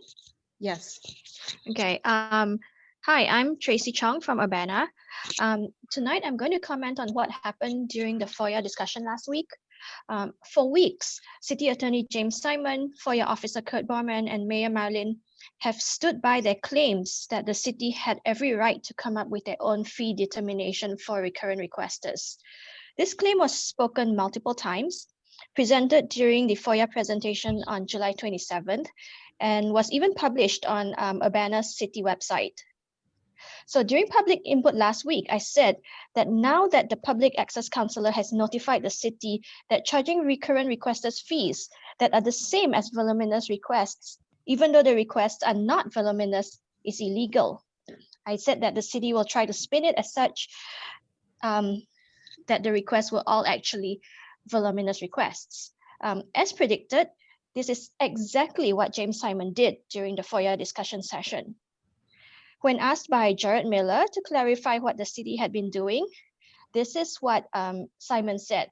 I quote, "I don't know what the city has charged recurrent requesters. unless they are in connection, the request is from a recurrent requester and also happens to be a voluminous request on top of that. Well, this statement is not true. Last week, Bill Brown summarized very concisely and clearly what the FOIA statute says about recurrent requesters, and that the statute does not give the city the right to come up with a special fee schedule just for recurrent requesters. But amazingly, even after his earlier statement, James Simon decided to challenge Bill Brown and say he did not agree, even though the PAC's ruling is exactly what Bill Brown summarized. Mary Alice Wu also brought up this point, echoing the PAC and the actual statute, which says that the fee should only apply to recurrent requesters if the request was voluminous. And she said that that is not how the city had been operating and wanted a clarification. FOIA officer Kurt Bowman gave the clarification, but actually not really. He proceeded to dodge the question and instead go about on paper fees and storage fees. So I had appealed the ridiculous charges to the PAC and received a copy of the response from Kurt Bowman to the PAC just last Wednesday. And in his reply, he continued the deceit, and he actually wrote to the PAC saying, I quote, "In both cases, Urbana notified the requester that Urbana was treating the requests as coming from a recurrent requester. However, those notices erroneously omitted language that indicating that Urbana was also treating the request as voluminous." It is crazy how they can suddenly make up things which is completely different from what Borman and Simon were claiming weeks ago. So how are Simon and Borman allowed to operate this way? I keep thinking why the city leadership refuses to admit that they were wrong, apologize, and strive harder to make amends and regain the trust of the public again. Last week, Mayor Marlin and Carol Mitten tried to play victim by saying that the public is creating a toxic environment by pointing out misconduct that the city will just not fix. Instead, what I think the city leadership is doing is creating a toxic work environment for their staff by creating a culture where employees perhaps are afraid or just feel like they cannot admit their mistakes and have to keep perpetrating the lies. A healthy work environment is one where if unintentional mistakes are made, it is okay, and the employee should feel comfortable saying, yes, we screwed up, and leadership will work together with the employee to honestly fix the problem. Not allow them to dig themselves into a hole that just gets deeper and deeper and let the problem just go on. Finally, few more seconds. Mayor Marlin, you mentioned several times about the vacancies for boards and commissions and how there are empty seats on boards like the CPRB. Well, if there are empty seats, why are you turning down applicants? Are you reaching out to applicants who applied during prior but very recent openings but were passed over in favor of other candidates? Are you and Chief Seraphin interviewing candidates and only choosing the ones who you feel will not be critical of the city and the police? Thank you.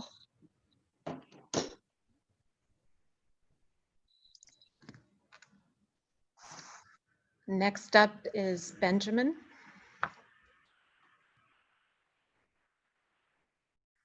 Hello, that should be me. Yes, all right. So here I am. Just a really quick note off the top. The people who elected you can't create a toxic environment by publicly voicing their opinion. They just, that's not how free speech works. But anyway, I'm enjoying this, another exciting night of Limit the Free Speech of Urbana citizens because we're tired of hearing from them. Incidentally, another quick note for you. Agenda says public input, and I noticed, Mayor Marlin, you announced it as public input and presentations, and then started with a city presentation. Weird flex there, but we'll just roll with it.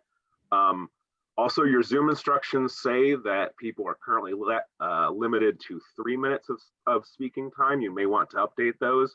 I know you're desperately trying to change that, but for right now, that instruction you are sending out is untrue. Just like all of you are exhausted from listening so hard, we're tired of researching and digging and trying so hard to find the truth and share information, and it's starting to hurt. I'm tired of hitting my head against the brick wall of overcharged FOIA requests, ignored requests for comment, misgendering without an apology, being literally cut off mid-sentence for not adhering to arbitrary and illegal rules changes. It just keeps going on and on. We're getting now consistent. Every week we have the city lawyer lied about this. Well, no, it's not true. The next week, well, the city lawyer lied the previous week. It's happening nonstop. And these new rules that are being talked about would stop us from saying we literally have proof of the city lawyer trying. Anyway, getting off my own thread here. I also wanted to mention how tired I am of the city lawyer pretending he's an elected official who gets to voice his personal opinion instead of just being there for legal reasons and keeping his mouth shut when it comes to what he feels or how he interprets things. It's getting a little out of hand with the amount of comment that gentleman is allowed. Sorry, I had a cough. Anyway, look, I'm pretty sure I've repeated it several times in several calls, but I wouldn't be surprised if none of you have actually looked into the kid that the police detained for being Black during the Aaliyah Lewis incident. I broke it down with timestamps, quotes from the cops that were obvious lies, most especially that the young man met the description before they detained him, but no one seems to care. If any of you have looked into it, please let me know by getting a hold of me. Benjamin Stone, you can find me on the internet. If you haven't looked into it and you would like to get the details again, let me know. I keep my notes. I just, also a quick note, I don't want to, but I'm ready to file an Open Meetings Act complaint about the number of times that I see council members turning off their video cameras during these council meetings. I'm starting to find it extraordinarily inappropriate. We don't care if you stand up, if you have to turn it off to go to the bathroom for 5 minutes or something like that, that's cool. But when we're seeing people shutting off their screens for 20, 25 minutes at a time, that's really insulting from this end, because for all we know, you could be sitting there scrolling through Facebook on your phone or reading a book or muted and just have the volume turned up really loud, halfway listening. Please show your faces, show that you are present. Check in every so often, just be like, hey, if I need my video camera off, check in every 5-10 minutes just to show people you're still there. It's kind of weird every so often now that I've had chances to talk, and there have been 2 people looking back at me from a city council that's meant to have 6-7 people there. I've just had to ramble tonight because as everything went on, I just had more and more to add. But just remember, it's really easy to set rules that restrict speech, and it's really, really hard to undo them once you've put them in place. I get how difficult it is and the time spent. We really, really do. But consider that this is the only way we have to talk to all of you. This is, we get 5 minutes a week and we appreciate it. It sounds like y'all think we abuse the privilege. We love it. And we love hearing comments back. We love hearing you say, we hear you. So, you know, just listen a bit more and maybe we won't have to be quite as snarky. Enjoy the rest of your night. Stay safe. Thank you. Next up is Austin Hoffman. Hello, can you hear me all right? Yes. All right, thank you. Good evening. My name is Austin Hoffman. I'm an Urbana resident in Ward 5. I am coming to speak to you today on Indigenous Peoples Day. I want to wish you a happy Indigenous Peoples Day. And begin today by recognizing that this meeting, although being held virtually, is still being held on the traditional lands of the Peoria, Kaskaskia, Piankashaw, Wea, Miami, Mascoutin, Odawa, Sauk, Meskwaki, Kickapoo, Potawatomi, Ojibwe, and Chickasaw nations. And to be clear, it's not traditionally their land, it is still their land, since it was acquired through theft and genocide and mass murder and elimination. So I wanted to talk about this because overall, I mean, this whole country was built by enslaved labor and on the land stolen and expropriated from indigenous people, but specifically in relation to the city of Urbana and why this should matter, especially to this council, is for, I think, at least two reasons. One is that the city of Urbana glorifies, as this whole state does, the legacy of Abraham Lincoln, which of course is most remembered for the Emancipation Proclamation, although it didn't really reflect his views on racial equality. That's a somewhat separate issue. But he was also the author of many atrocities against the indigenous peoples of this country, perhaps most notably the largest mass execution in United States history, which took place on December 26, 1862, when 38 Dakota warriors were hanged under the direct order of President Abraham Lincoln. In that very same year, 1862, President Lincoln signed the Morrill Land Grant Act, which distributed public domain lands to raise funds for colleges across the nation. And of course, we house, or Urbana partly houses one of these colleges, the University of Illinois Urbana-Champaign. So we sit in these halls named after colonial genocidal colonizers, and they're built off of seed money from stolen land. I have three propositions for the council to consider. The first being that every single one of your meetings should begin with a land acknowledgement. It can be as short as the one that I gave you. It costs you nothing but a few minutes of your time. That is the least you can do to center the land that we all exist on. And I don't believe any of you have indigenous ancestry. So all of you are settlers, and so that should be acknowledged. The second is that the city of Urbana the municipality should formally recognize Indigenous Peoples Day as a holiday. I know that it doesn't overtly celebrate Columbus Day, but the state of Illinois doesn't formally recognize it, and you can be the start of changing that. These things cost you nothing but a little bit of your time. I am happy to work with the council and the city on beginning a land acknowledgement and consultation with these indigenous nations and adopting Indigenous Peoples Day as a holiday. And finally, I want to echo the recommendations of Mr. Alan Axelrod and making sure this council does all that it can to ensure the utility shutoff moratorium continues, because that will, of course, disproportionately affect Indigenous people, African-American people, people of color, and poor people.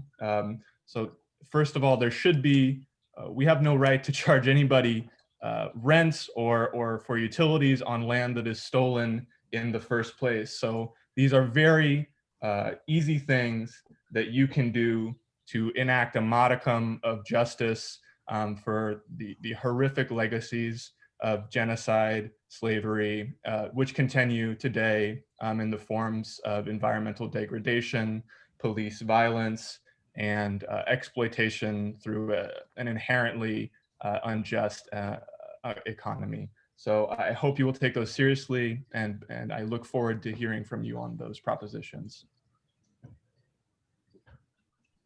Thank you.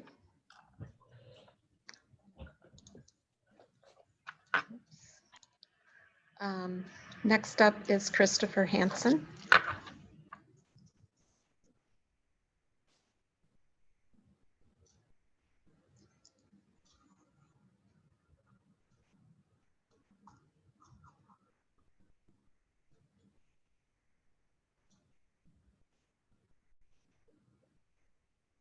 Go ahead, Christopher.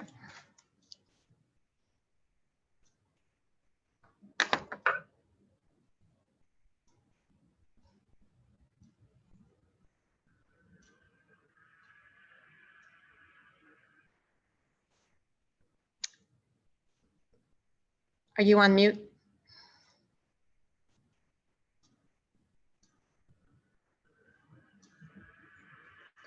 We'll come back to Christopher. Grace Wilkin?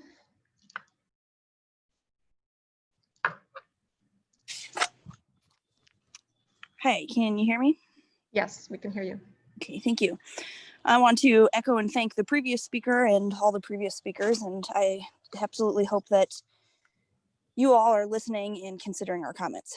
And I'm sorry, I'll back up. My name is Grace Wilkin, and I'm an Urbana resident. And I'd like to speak today on limiting public input. Number one is on regulating the time of public input. I don't agree on shortening the public input time, especially with no limitations. Does this mean that the council could vote to shorten public input every meeting? And to what extent?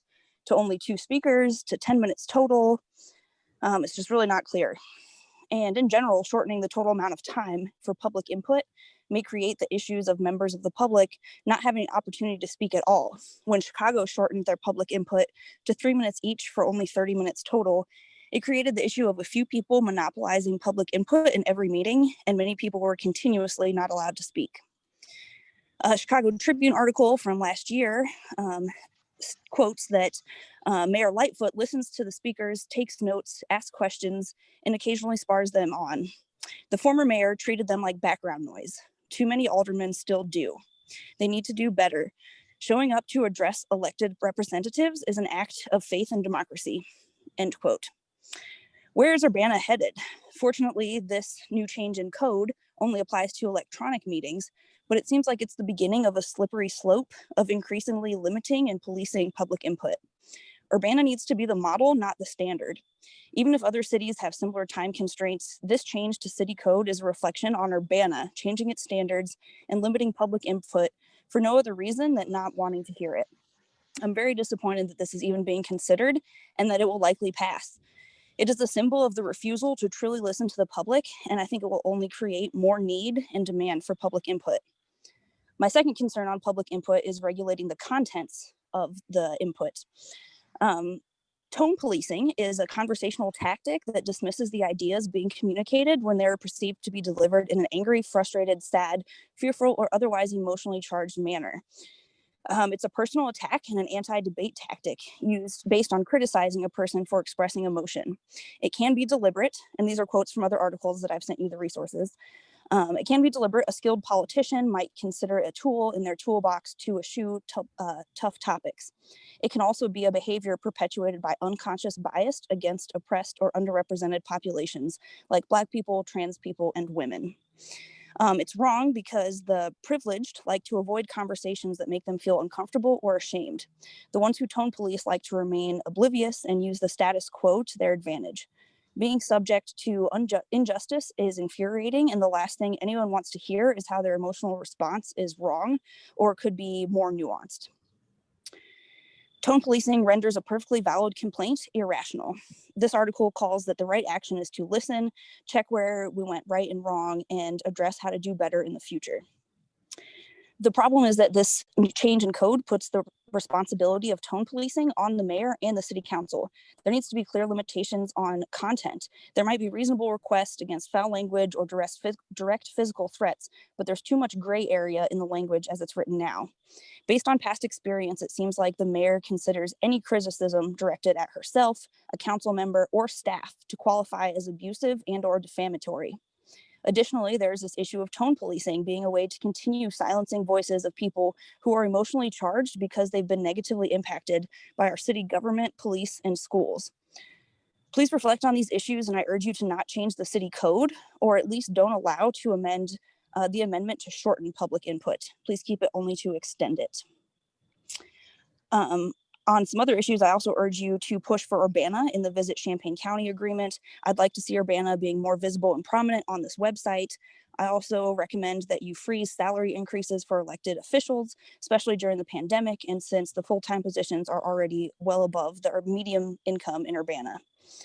On the discussion note, I recommend that you allow the new business in the Urbana Landmark Hotel to postpone opening until after the pandemic within reason. It seems like some of the planning, modeling, and permitting could be done sooner than spring 2021. Please utilize the space in the hotel towards the greater good of Urbana. And again, I've sent you these things and some other resources in an email, and I hope that you can work on this and educate yourselves on tone policing and racial and social equity and all of these things that we very desperately need in our community and from you in particular. Thank you. Thank you. Next up is Megan McDonald.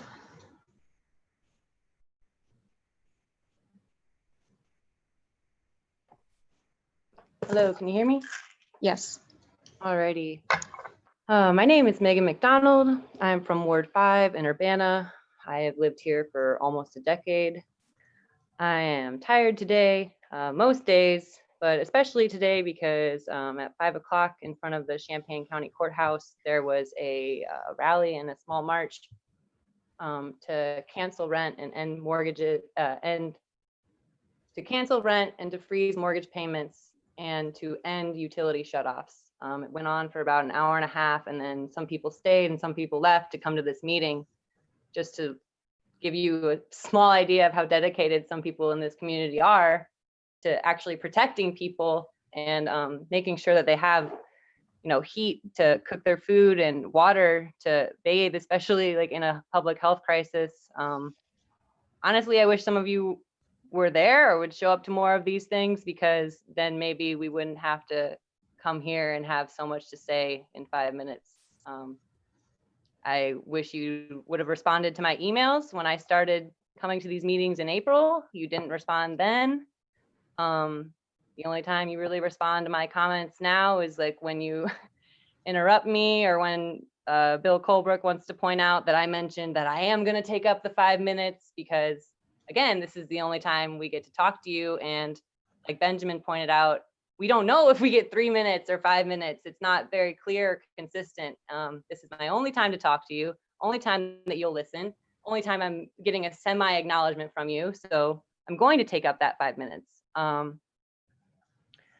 Anyway, tone policing usually does happen to people who identify as women, those who are unafraid to show emotion. I would say that 2 of those describe me. I'm grateful for Grace for pointing that out. I am grateful that Bill Colebrook pointed out that someone would keep talking and take up your time. I will do that because it's never a sure thing. It's because of how much time you take up of ours. If Tracy and Triss's time with made up FOIA charges that they have to research to make sure that they're legal, which they're not. With Alan, who keeps coming to you to ask you to pass a local moratorium to end utility shutoffs, to deem doing so a public health crisis. I like Benjamin's point again about showing faces. We can't show ours because of the Zoom bombing that happened months ago, which when public input participation was at its highest, I would say, when the most people were tuning in, that's when outside Zoom bombing was happening. So maybe reconsider trying that again so that we can also show our faces. Maybe that will end some of the animosity or some of the miscommunications or whatever. I think that that's something to try again, especially if you don't know when you're going to have in-person meetings again. I am grateful to all of the other people of the community that show up and do public comment. This isn't we don't get paid for this. This isn't our job. We just sincerely care about our neighbors and the people that live here. I really appreciated what Austin said about Indigenous Peoples Day and how they prefaced about the land that we are on right now. And that's something that we should always keep at the forefront of our minds. We are not on land that is ours. We are holding meetings and going on with our lives as if it's not a day to sit and acknowledge. So I'm just gonna stop for a second and just let us remember that we are not governing, don't cut me off. I'm just gonna stop for a second and let us remember that we're not governing, living, working, or owning land on land that is ours.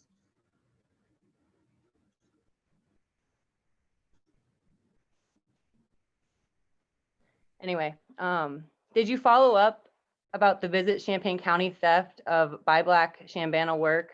That's a very low hanging fruit, as you all like to say, to show your solidarity with Black women, Black business owners, and to give that $10,000 to Buy Black Shambana. At least they include Urbana in the name.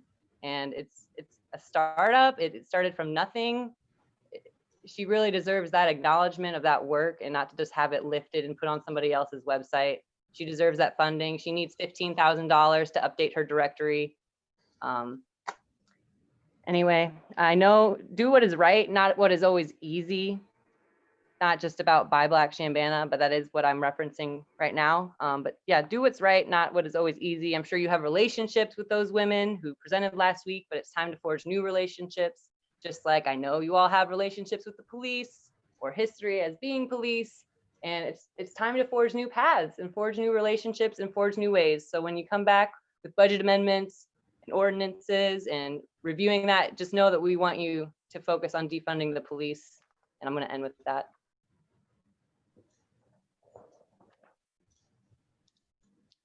Okay, next up is Lena Andrus Walker.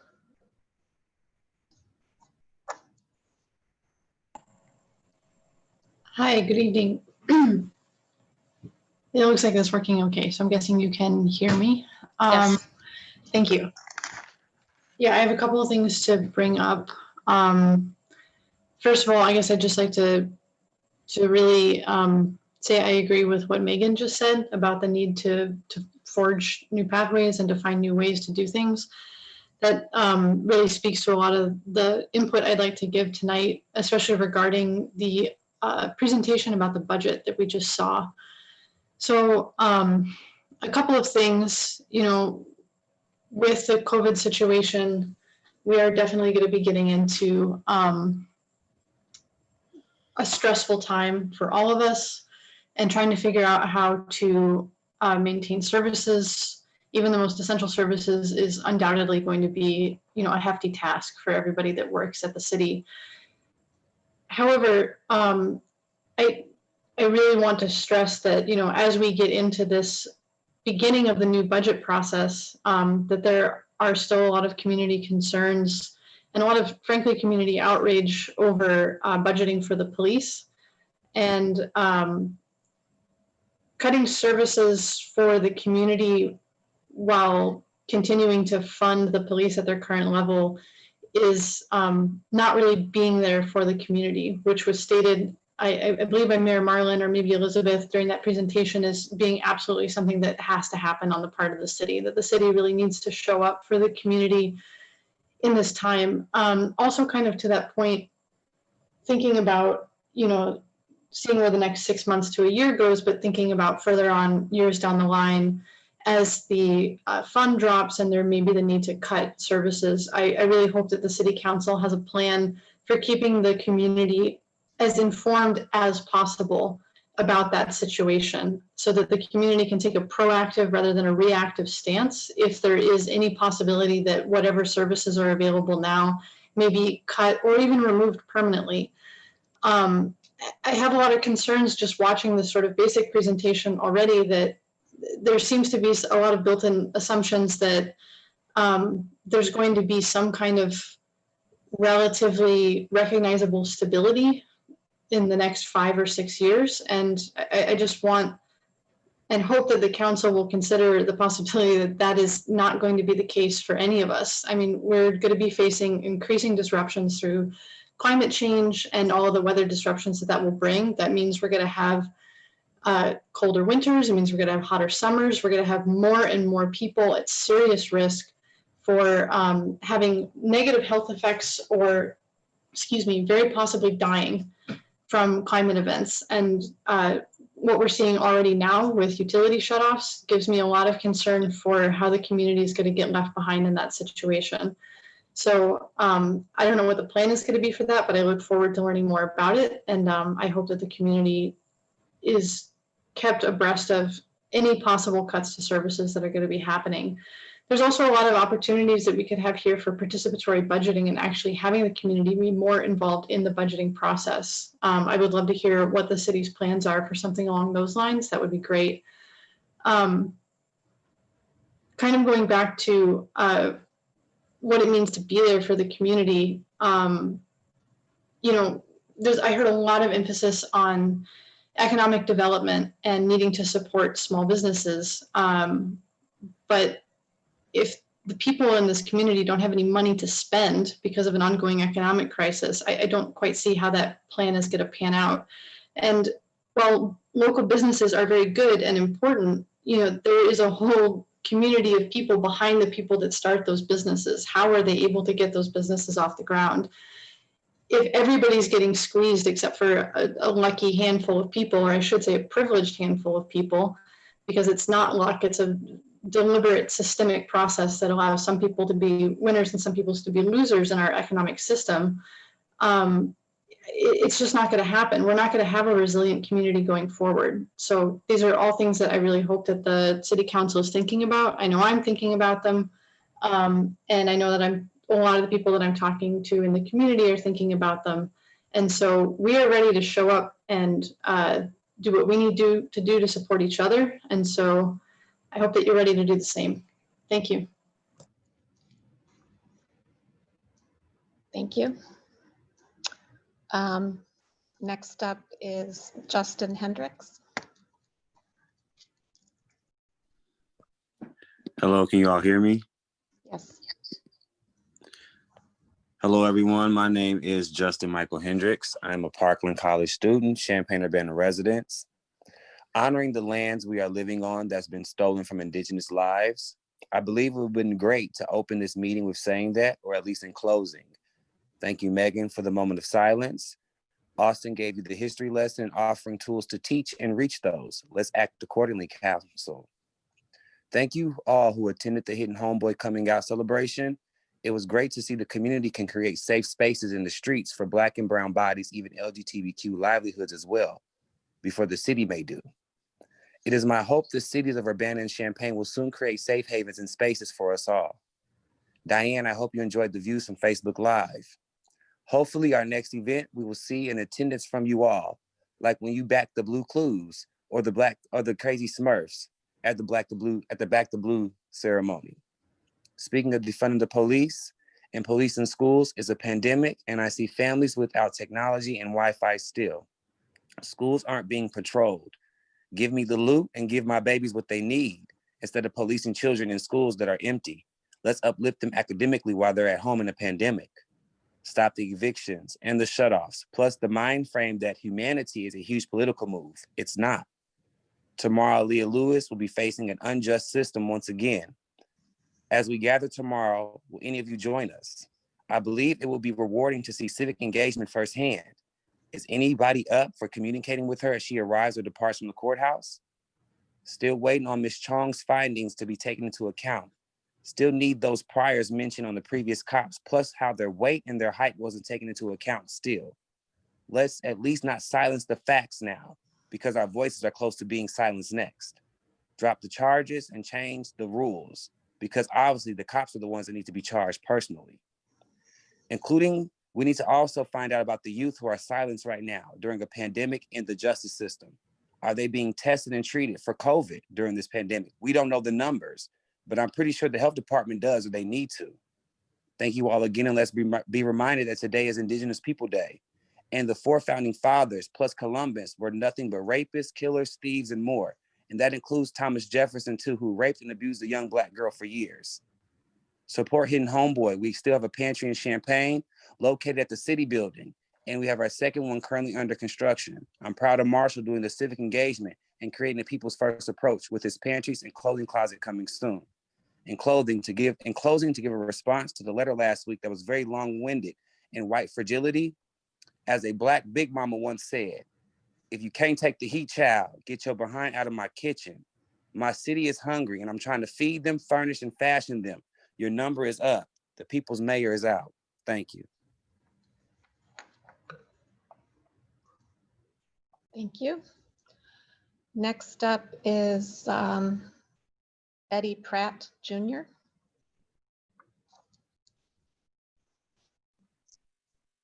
Hello, can y'all hear me? Yes. Okay. First off, I wanna start by saying that we should definitely take the time to honor those whose land was stolen, in which we live and work and grow our crops and guide our generations on. There's something to be said about that. So I'll take a second, just as Megan did earlier, to show those people their proper respect.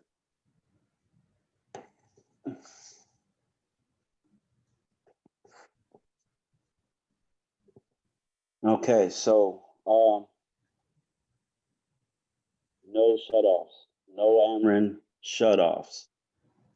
It appears to me from some information that came across that this council actually has a bit of power to stop these shutoffs, at least here locally. As leaders of this community, it falls on you guys to help protect the people in which you serve. And I pray that you will do exactly that.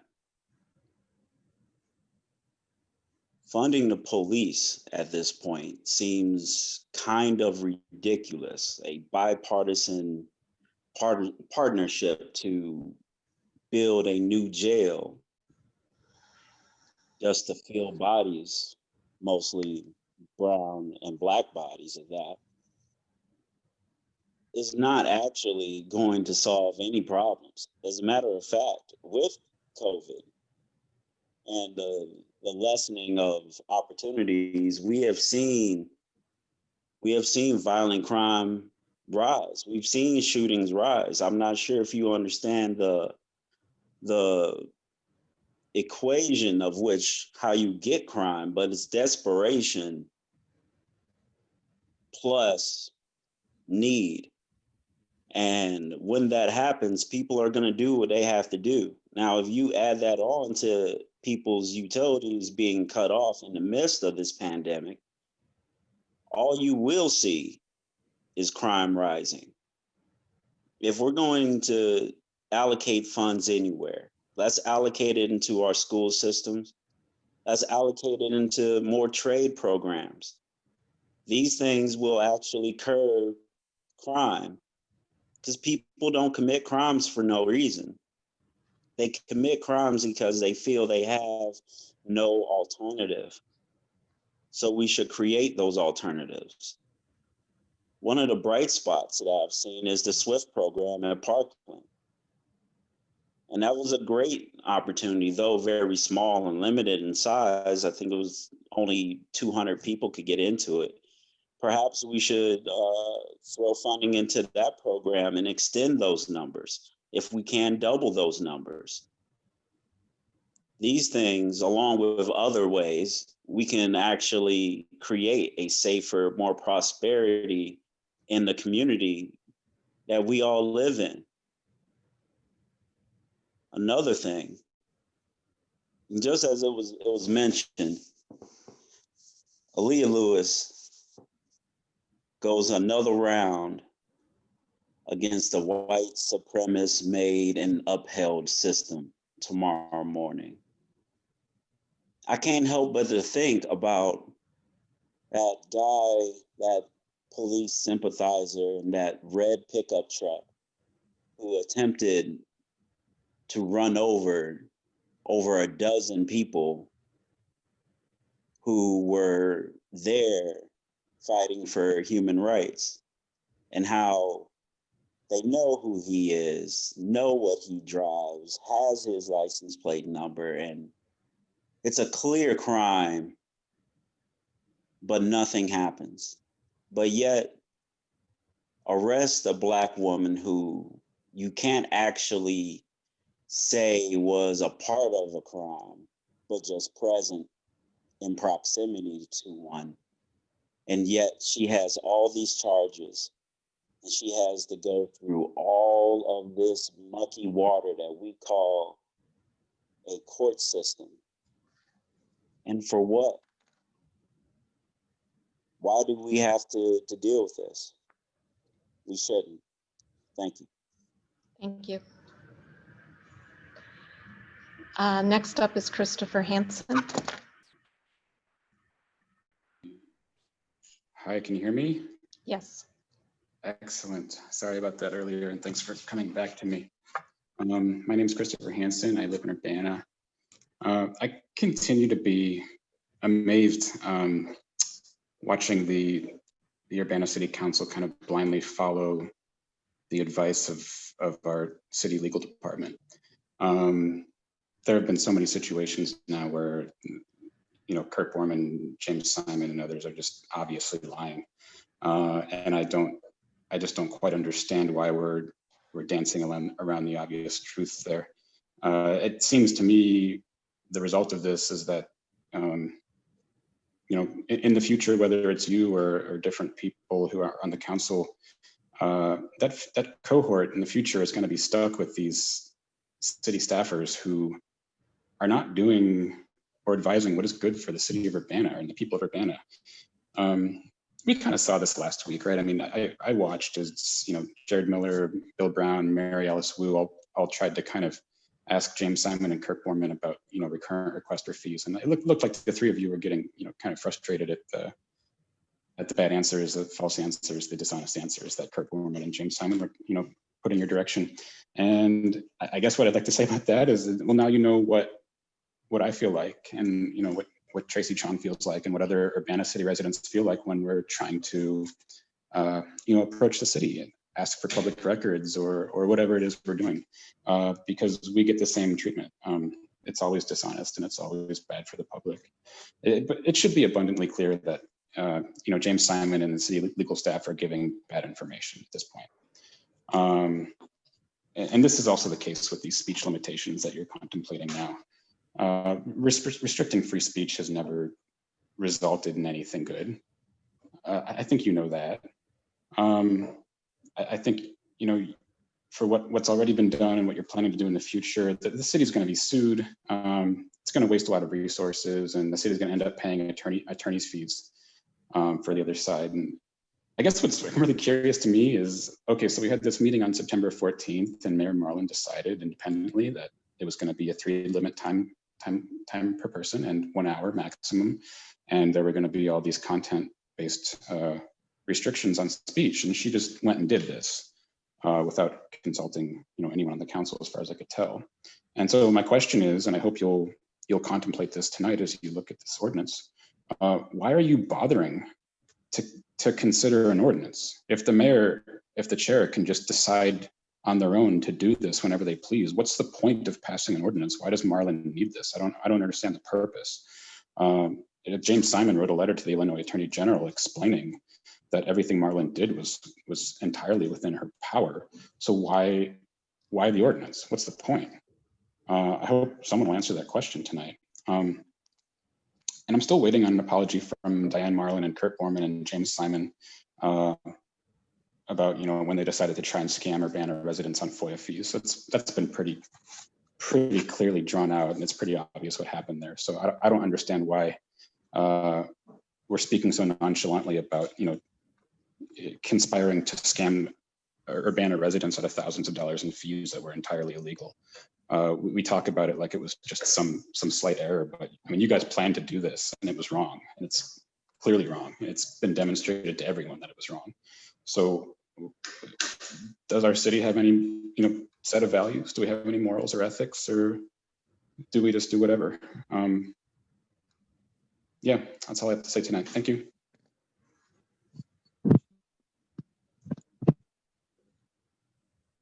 Okay, next up is Rita Connerly.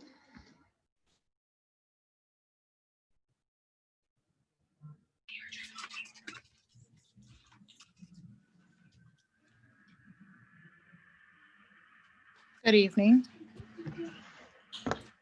My name is Rita Connerly, and I am a citizen of Champaign. I'd like to thank Alan and support him in the No Ameren Shutoff. Tracy Chong each week for calling in, challenging the internal investigation that you guys say was an external or outside agency. Stop playing victim. You created toxicity throughout your workplace with your unethical practices. Benjamin Stone, I support you in filing a complaint against the city for their violation in the Open Meeting Act for turning their cameras off. We've seen in other places where They'll buy shopping via Amazon and not really paying attention to public comment. Austin, thank you for acknowledging Indigenous Peoples Day. Grace, for your supportive data about other cities' public comment and how that could affect our city and how they are trying to govern that. Megan, each week you call, continue to call and use your 5 minutes. Thank you for supporting Aaliyah Lewis.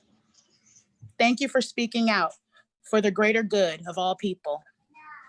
Lena, thank you for questioning the budgets that are not reflective of what I think a caring city is, not one that is showing their concern for our most vulnerable populations of people. Justin, thank you for your leadership. It is reasons like your public comment why we call you the people's mayor. Eddie, thank you for speaking on what defund the police means. Chris, thank you for revealing the corruption and exposing the contradiction each week. Thank you for each of the public commenters who have spoke out. You, city, are making your environments toxic for your staff. You as elected officials have to be expecting of citizens' concerns. We are concerned.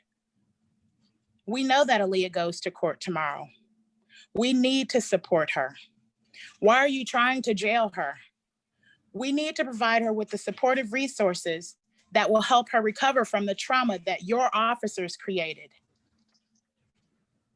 Drop the charges. My children have witnessed this video that has gone viral. I have a 14-year-old daughter that'd like to speak about what she's seen. Hi. Say your name. Hi, I'm Reader Connerly's daughter. My name's L'Oreal Allen. I'm 14 years old and I go to Central High School. I'm a freshman. I heard about this incident. Don't mind me like sounding sensitive. And I seen it on YouTube and I watched it and there was this black young woman getting kneed in her stomach by the police, and it was on video, which is sad. It's sad to know that the police was white and like beating on her, which isn't fair because if she was white, she wouldn't get the same treatment as her, which is shown. So it's not my opinion, it's shown clearly.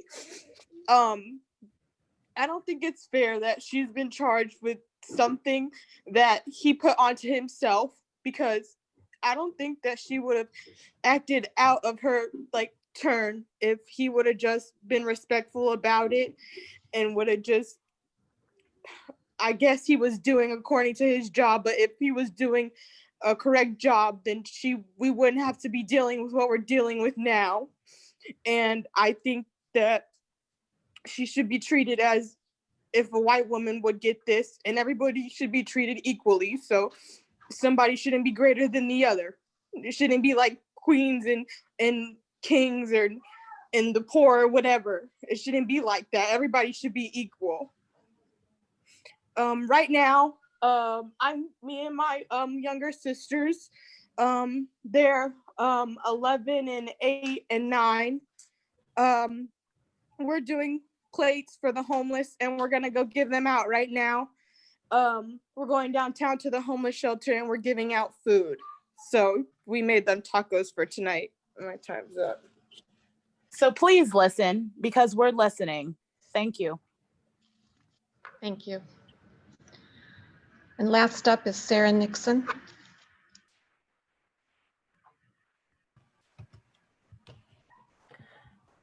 My name is Sarah Nixon. I've been a resident of Urbana for over a decade, and I wish to address agenda item F2B, an ordinance amending Urbana City Code, Chapter 2, addition of Section 2-5, authorizing presiding meeting officers to effectively intimidate members of the public by empowering the officers to issue, quote, verbal warnings to speakers whose language they unilaterally deem to be, quote, abusive, harassing, threatening, or defamatory, and to silence speakers during public input by summarily muting their microphones, all while doing so without even defining those terms, and thus assigning unchecked power that can be used as a bludgeon with which to silence negative public comment that you deem unwelcome.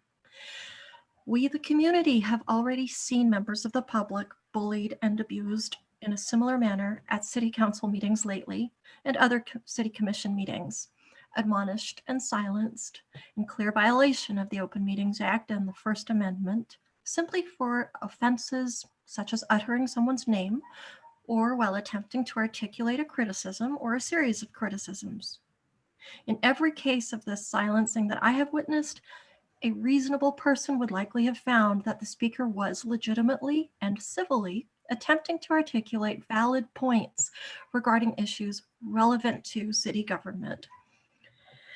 It is appalling to note that city administration jumped into action on this issue, rushing through an unconscionable maneuver to silence its critics and producing, at the snap of a finger, an ordinance amendment to put through the voting process, yet is still dragging its heels, looking the other way, hiding its head in the sand with regard to Urbana police brutality victim, Ali Lewis. It is nothing less than an outrageous display of hypocrisy on parade for the mayor and most of the city council to be creating as an urgent priority issue an amendment to censor public criticism of the administration, whilst it has now been 6 months of silence and inaction from city leadership since UPD officers violently assaulted Miss Lewis, an innocent individual, in the street without cause, a domestic violence survivor and crime witness upon whom they intentionally inflicted physical injury and extreme anguish while verbally harassing and abusing her, escalating her already severe trauma, disorientation, and distress, and which actions were calculated and guaranteed to trigger in the young woman a physical self-defense reaction, which in turn enabled the officers to falsely cry victim, falsely claim that she had resisted arrest, had assaulted an officer, and thus creating a very convenient smokescreen against their own misconduct, and then further abusing her by initiating prosecution against her, thereby continuing to manipulate public perception against Aaliyah and continuing to ensure her ongoing escalating trauma, with her being subjected to yet more abusive courtroom proceedings tomorrow morning. Where is the ordinance amendment that addresses this atrocity, Mayor Marlin? This is the real problem, not criticism from the community during public input. The real problem here is that elected leaders in Urbana have the gall to blame citizens upset by your own actions and inactions as you carry on doing nothing whatsoever in the face of clear and convincing evidence of police brutality and misconduct. And so predictably, week after week, your shocked constituents express their outrage only to find themselves now targeted by the thought police. You have generated an absurd, dysfunctional merry-go-round. Clearly, city council and the mayor know how to act, know how to take notice of problems, know how to generate responses to them, and know how to get things done, but choose not to when it comes to their most vulnerable and victimized constituents and the problems they face.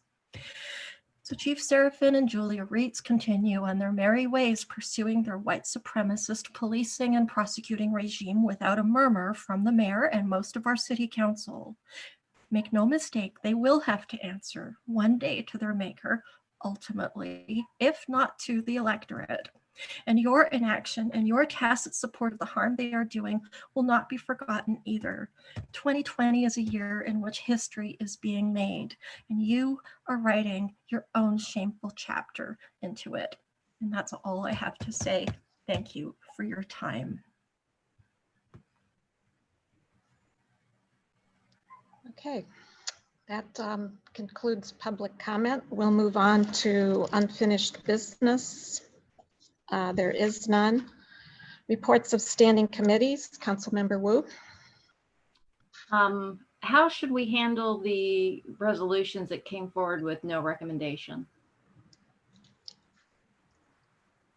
They would be, I believe we need a motion and a second. Is that correct, Jim? Yes. They're handled no differently than any other resolution that comes before the council through the committee of the whole. And is Bill Colebrook back on Zoom? He lost internet for a while. It looks like he is. Yes, Great. yes, I am. But Okay. I'm still trying to get situated here, though. Okay, thank you. All right, so correct me if I'm wrong. I think that we have two no recommendation ones. So to begin with, on resolution number 2020-09046R, resolution approving and authorizing the execution of a community partnership agreement with Visit Champaign County for fiscal year 2020 and 2021. The committee made no recommendation. Mary Alice, Jane DeLuce is here and would like to address the council.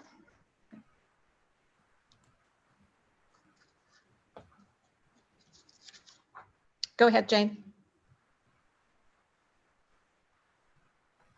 You? Well, she was here. Yeah, I'm There she here. is. Okay. Okay, thank you.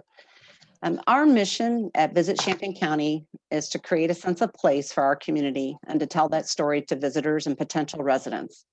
One of many aspects of what we do is to maintain over 2,000 tourism-related listings on our website and in the guide. As a primarily public-funded 501c6 organization, all tourism-related businesses receive a complimentary web and guide listing in categories such as restaurants, retail, attractions, hotels, parks, facilities, and event-related businesses such as florists, photographers, DJs, audiovisual, etc. Business updates for our website and digital guide happen every day, especially during the pandemic, and we compile those listings through 1, direct communication with businesses, 2, annual cross-checking with the CU Public Health District, 3, business announcements through News Gazette, Smile Politely, ShambanaMoms.com, etc. 4, updates from area chambers of commerce, the Economic Development Corporation, the Urbana Business Association, Champaign Center Partnership, and more. And 5, staff research on Facebook and other social media sites, as well as Google, Yelp, TripAdvisor.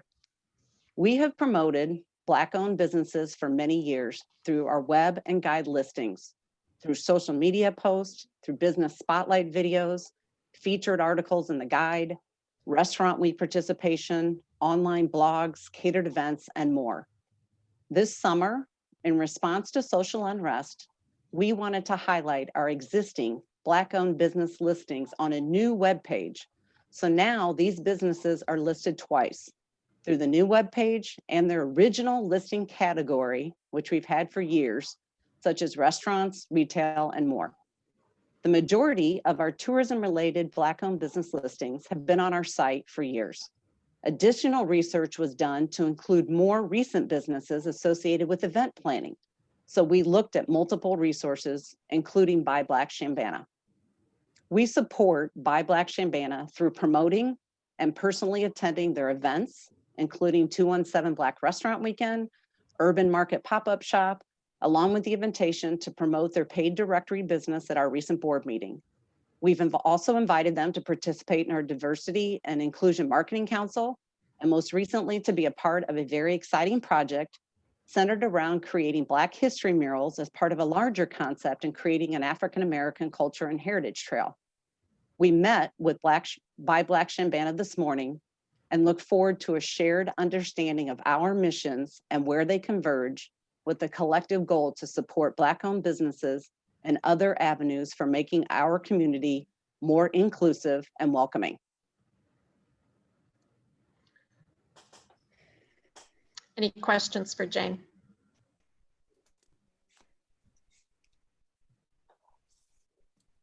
Mary Alice. Jane, thank you for that background. I'm wondering if you can provide a bit of background in terms of how it sounds to me like you have multiple different avenues for gathering information and publishing the information. And so if you could provide any information in terms of some of the links that you were able to get from Buy Black Bama. Is that the right phrase? Buy Black Shambana. Correct. Yes. Yes. Thank you. I believe there were 2 DJ listings that we weren't aware of. And so we were able to utilize that listing. We try to keep up with businesses. The hard part about businesses, especially ones that are not brick and mortar necessarily, are hard to know which ones are open and which ones are maybe not in business anymore. And so we always try to check our resources when we do new listings. And in creating this page, we wanted to make sure that it listed the tourism related businesses. And so we looked at Google, we've looked at Facebook. Like I mentioned before, we check with Chamber of Commerce, different chambers of commerce and what they're doing. And those are our different resources of how we all utilize each other's listings and further promote these businesses. So it gives them an extra opportunity to be promoted through our page as well as Buy Black Shambana and other resources. So do you give credit on your webpage in terms of where you find these resources? Not with the 2,000 listings that we have, no. I think anyone, if you look at listings that are used in a directory of any sort, they can be pulled from a lot of different places. So if a new restaurant opens or a new retail store opens, we get the listing just like anyone else does to be able to add to our site. Like I said, it can come from a lot of times Google, sometimes Yelp, sometimes TripAdvisor, a lot of times contacting the business directly. And if it's a new business, we welcome them and ask them if there's anything that they need and let them know that they're going to have a complimentary listing in our materials. So there's different cultivated lists right out there. You mentioned Shambana Moms as one of the lists also out there. It would seem to me like it would be appropriate if there are active groups in our community to be able to give them at least some place on the website where you acknowledge that they're the ones who kind of gathered that information. You're just helping them promote it. Does that make sense? It does. What we do on our website is list who our partners are, our affiliate partners, and just say we enjoy working with all of them. I think we have to remember that these are business listings. So the listing doesn't belong to any of us. It belongs to that business. And what a great way that we can all give them additional opportunities to be promoted. So it's not from any one place. So there's no proprietary ownership of any type of listing. It can be used anywhere on the internet. Sure. I mean, I recognize that you get a lot of information from a lot of different sources. I just think in terms of community and building community trust and promotion, I think it would be good to be able to at least credit some of the different resources that other people are actively trying to, cull and provide to the community. So that's my 2 cents. Absolutely. And if we do a blog, let's say a new business is open and Shambana Moms is featuring them, or Buy Black Shambana is featuring them in our blog, we would definitely credit and say, hey, that grand opening was done. The ribbon cutting was done by the Black Chamber of Commerce or Buy Black Shambana or the Champaign County Chamber of Commerce, whoever it was. But listings themselves there's just too many places that comes from, if that makes sense. So. Jared.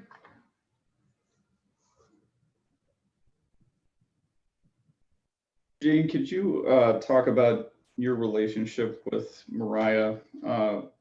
Obviously, the statement you've given was a prepared remark about the incident, but didn't directly address what went on with you inviting her to the event, and then shortly thereafter, somewhere in the time frame of her and you developing a relationship, bringing that new thing onto the website, promoting Black businesses. Can you talk about that timeline a little bit? We've known each other for, I guess probably close to a year. And so anytime that she's had an event, we've promoted it and we've talked to her about her events. When there was some efforts to talk about shop local, CU. We've had conversations with multiple organizations. Let's see what else. And I thought at the time for the board meeting that it was a great way to bring Buy Black Chambana and the Black Chamber of Commerce, Champaign County Black Chamber of Commerce, to talk to our board, as we do invite guest speakers to every board meeting to talk about the efforts that are being done to support Black-owned businesses. Like I said, at the end of the statement, we met this morning and talked about ways that we can further converge on our missions and be able to move relationships forward. You don't, I mean, I don't know, the timing of it all just seems, I don't know, seems a bit off, and we haven't gotten a chance to hear from Mariah about this either, so we're only hearing one side of the story. And I really think that this isn't just for you, Jane, this is for council, but I really think that council needs to be provided an opportunity to hear from her as well before we make our decision. Any other council comments, questions?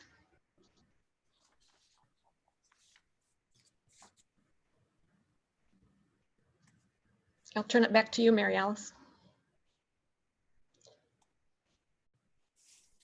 You're muted. Excuse me. So Jim, if you're still there on behalf of the committee, do I need to move approval or not approval? I'm still unclear on what I'm supposed to do. That's up to you. You either move approval if you want. If you don't, maybe somebody else will move approval. It doesn't necessarily require the chair to move approval. But my recommendation would be to move approval, see if there's a second, and then there'll be a vote or discussion and a vote. Okay. You're not, as chair, you're not required to move approval. All right. Well, then I guess I will put this back on the floor for discussion. And to that end, I'll move approval of resolution number 2020-090446R. I'll second.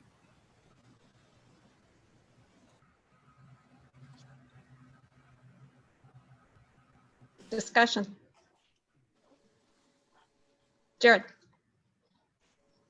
Just one more question from Jane. Did you discuss with Mariah becoming a supporter of Buy Black Chambana, if VCC would be a paying supporter of their efforts? We talked about developing a partnership and what that could look like. So she was going to write down what she thought would be great for a partnership, and then we're going to discuss that next week. Well, is that something you would consider? We work with partnerships with all sorts of groups in our community. So absolutely. You guys actually give money to folks?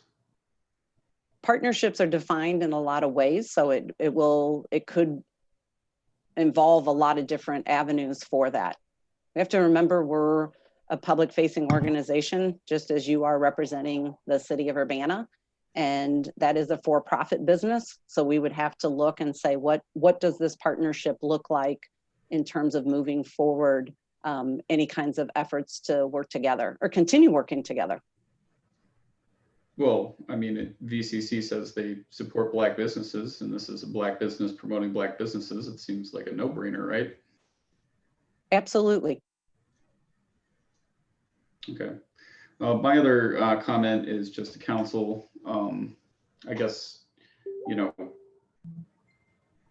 I know we have a decision to make. We have a motion to approve it. I don't think that we should, at least not until we've had a chance to hear from the gal from Buy Black Chambana about what their story is, and if they did have a discussion this morning about it, then maybe there's no issue, and they will let us know that. But until we have gotten that, I don't think that we should be voting on this at this time.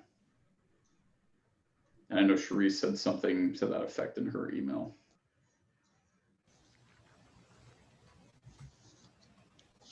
Actually, Cherise's email states she would like more clarification on VCC Black Chambana issue. If that's clarified, I think we should give them the money because we have an agreement to do so and it's budgeted.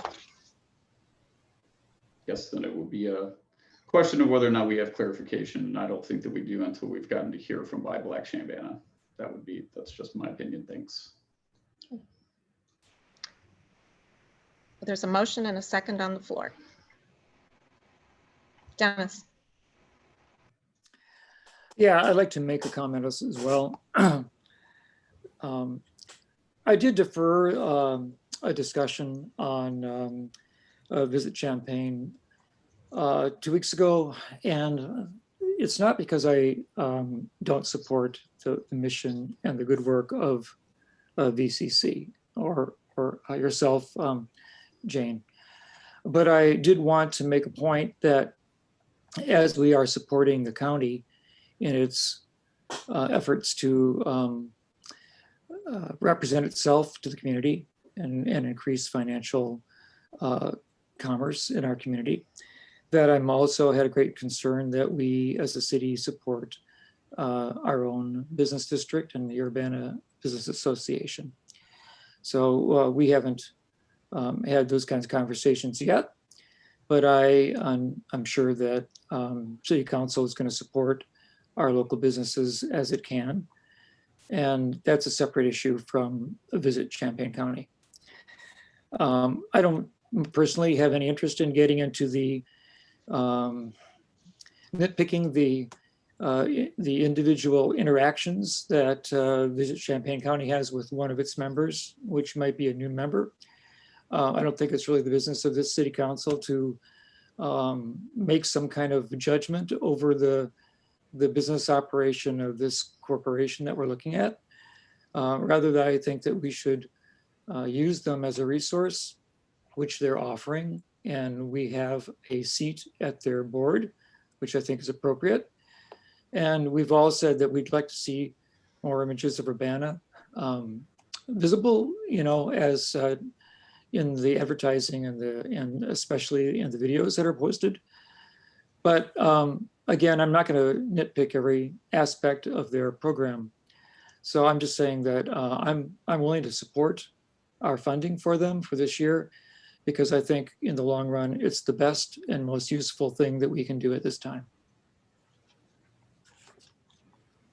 Any other comments? Bill Colbrook? Yes, and thanks everybody for being patient with me as I dealt with some internet issues here, and I'm back on. I believe that the explanation that was given was appropriate. I mean, I understand that it's possible to wait even longer to get further explanation, but also we did defer this from a couple weeks ago, and what I've heard from VCC is they've got Urbana's interest in mind, and I think sometimes we just have to go by a little bit of faith and trust what they say and move forward. I think we could probably banter this back and forth for quite a while until we get every little minutia addressed, but I think it's time to move forward, and I intend to support it. Any other comments? Mary Alice.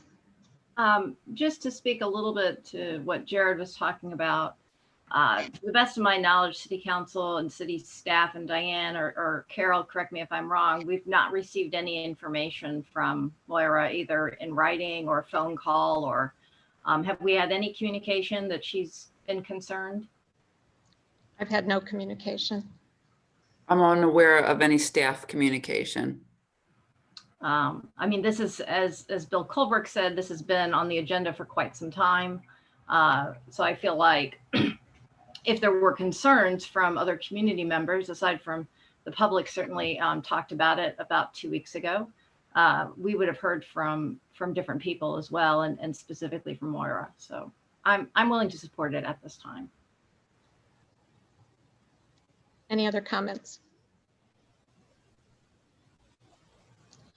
Are we ready to vote? Bill Brown, did you want to comment? I made some comments last week. I don't really have anything new. I agree that if somebody else wanted to contact us about that issue, they would have. I think the explanation is clear. It's a separate entity, business entity, and their main value in their in their listing is promoting the listing themselves. It's not the members on the listing. So, you know, that's something that VCC is willing to help with. So I think there's potential for a good partnership there. I think we need to just go ahead and go forward with our support. Okay. Jared. I know we're not usually taking public comment on this, but I think Justin Hendricks is actually with Mariah from By Black Chambana. I think we're ready to vote on this. And we'll follow up with further information, but we really need to vote on this tonight. Will the clerk please call the roll? Brown? Councilmember Brown? Yes. Holbrook? Yes. Miller? Absolutely not. Roberts? Yes. Wu? Yes. That motion passes. Thank you.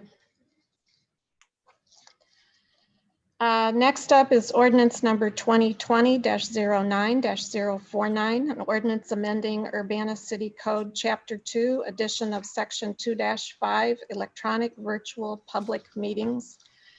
And this is brought forward from Committee of the Whole from the 21st and the October 1st meeting.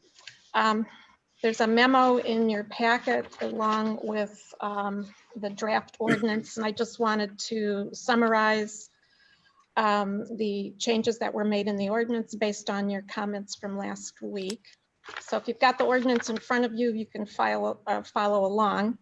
The first changes or amendments that were made was Section 2-5B1C. The language has been changed to, quote, public comment shall be limited to no more than 3 minutes per person, period. Then a new sentence. The public input portion of the meeting shall total no more than 1 hour unless otherwise shortened or extended by majority vote of the public body members present. So that was, the one sentence was split into two to clarify the time allowed per person plus the total amount of time allowed for public input. And then the amendment was to, instead of a 2/3 vote of the public body, a majority vote of the public body could extend the total amount of time allotted.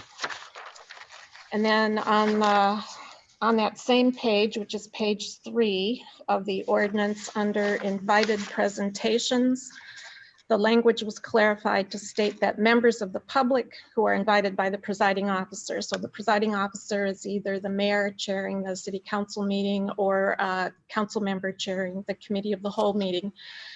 When the members of the public are invited by the presiding officer to present on a specific topic, they'll be limited to speaking for no more than 10 minutes. Unless that time is shortened or extended by a vote of the public body. And this distinguishes between members of the public being invited to give a presentation versus other people invited by staff to give a presentation related to a specific agenda item. So last week, we had a presentation by the RPC on the Kickapoo Rail Trail. Other times we'll bring in, if there's a development agreement before us, we will have developers come in and talk, or there may be other experts on certain topics. But this language refers to members of the public who are occasionally invited to present to City Council. And we also clarified the language to make sure that when public body members, that would be council members or board or commission members who want to schedule such a presentation by a member of the public, you have to coordinate that with the presiding officer. And then the presiding officer will schedule that with either the city administrator, if we're talking about a council or committee meeting, or the staff liaison for the boards and commissions. And that's just to make sure that we have time on the agenda and we know that we need to fit that in. And then the third item on this memo refers to section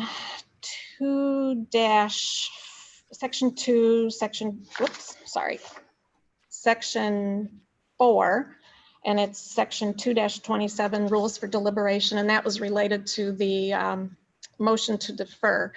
And I originally included this as part of this ordinance because I wanted to try to translate what's a very complicated paragraph into plainer English that was easier to understand. But in the attempt to repair this, we actually inadvertently altered it in meaning, and then Bill Brown tried to fix that last week by eliminating one of the sentences. And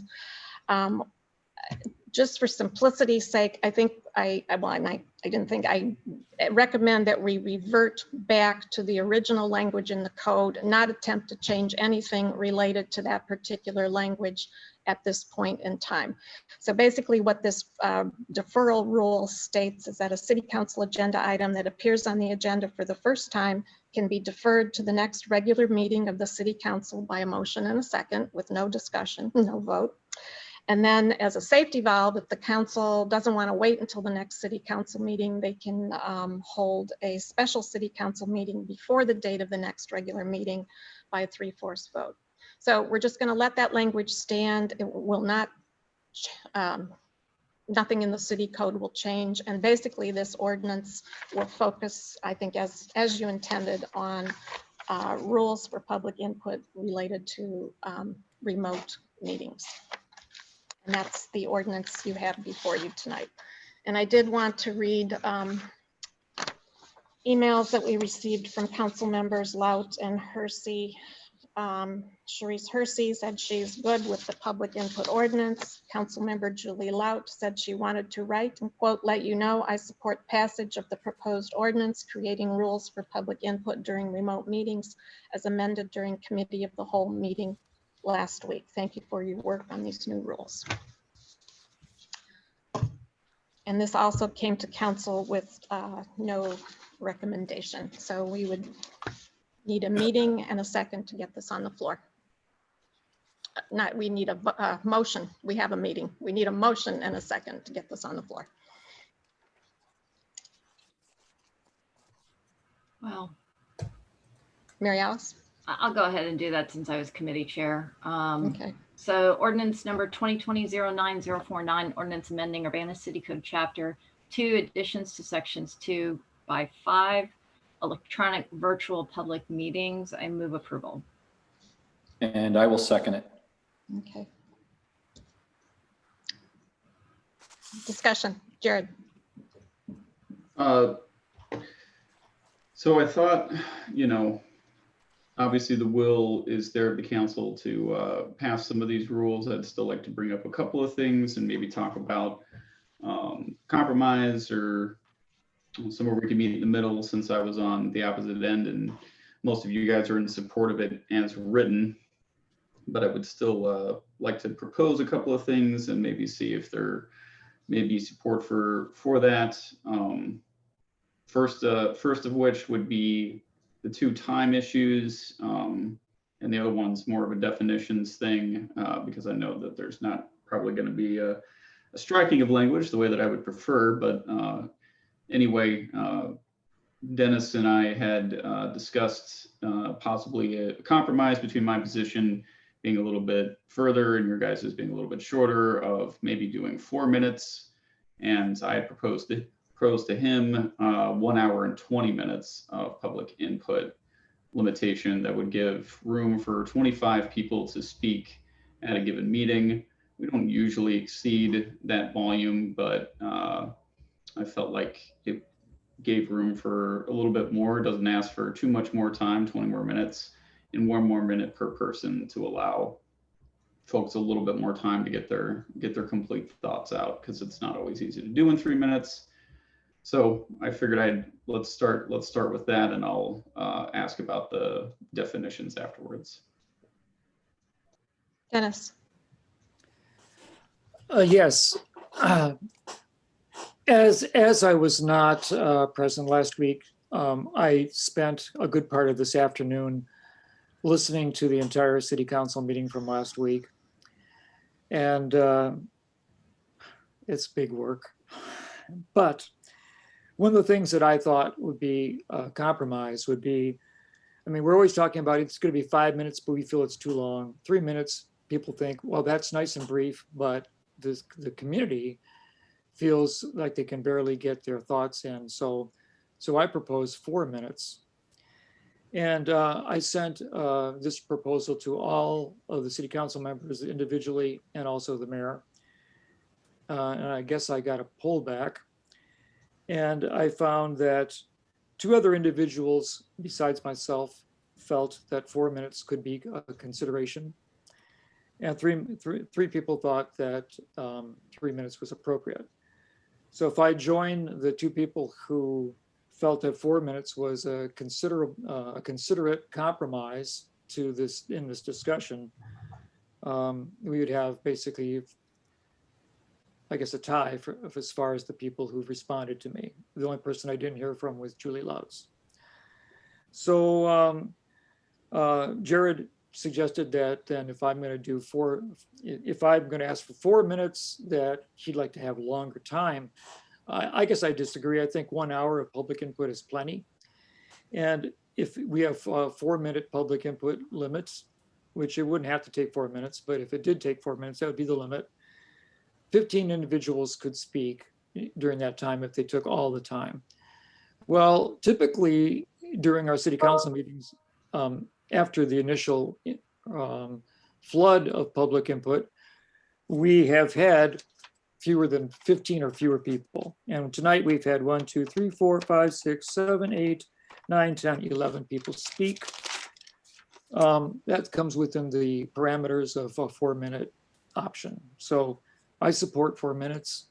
I think it gives the people a little more time to express themselves, but it also doesn't make the discussion verbose and repetitive. So I'm with Jared on 4 minutes.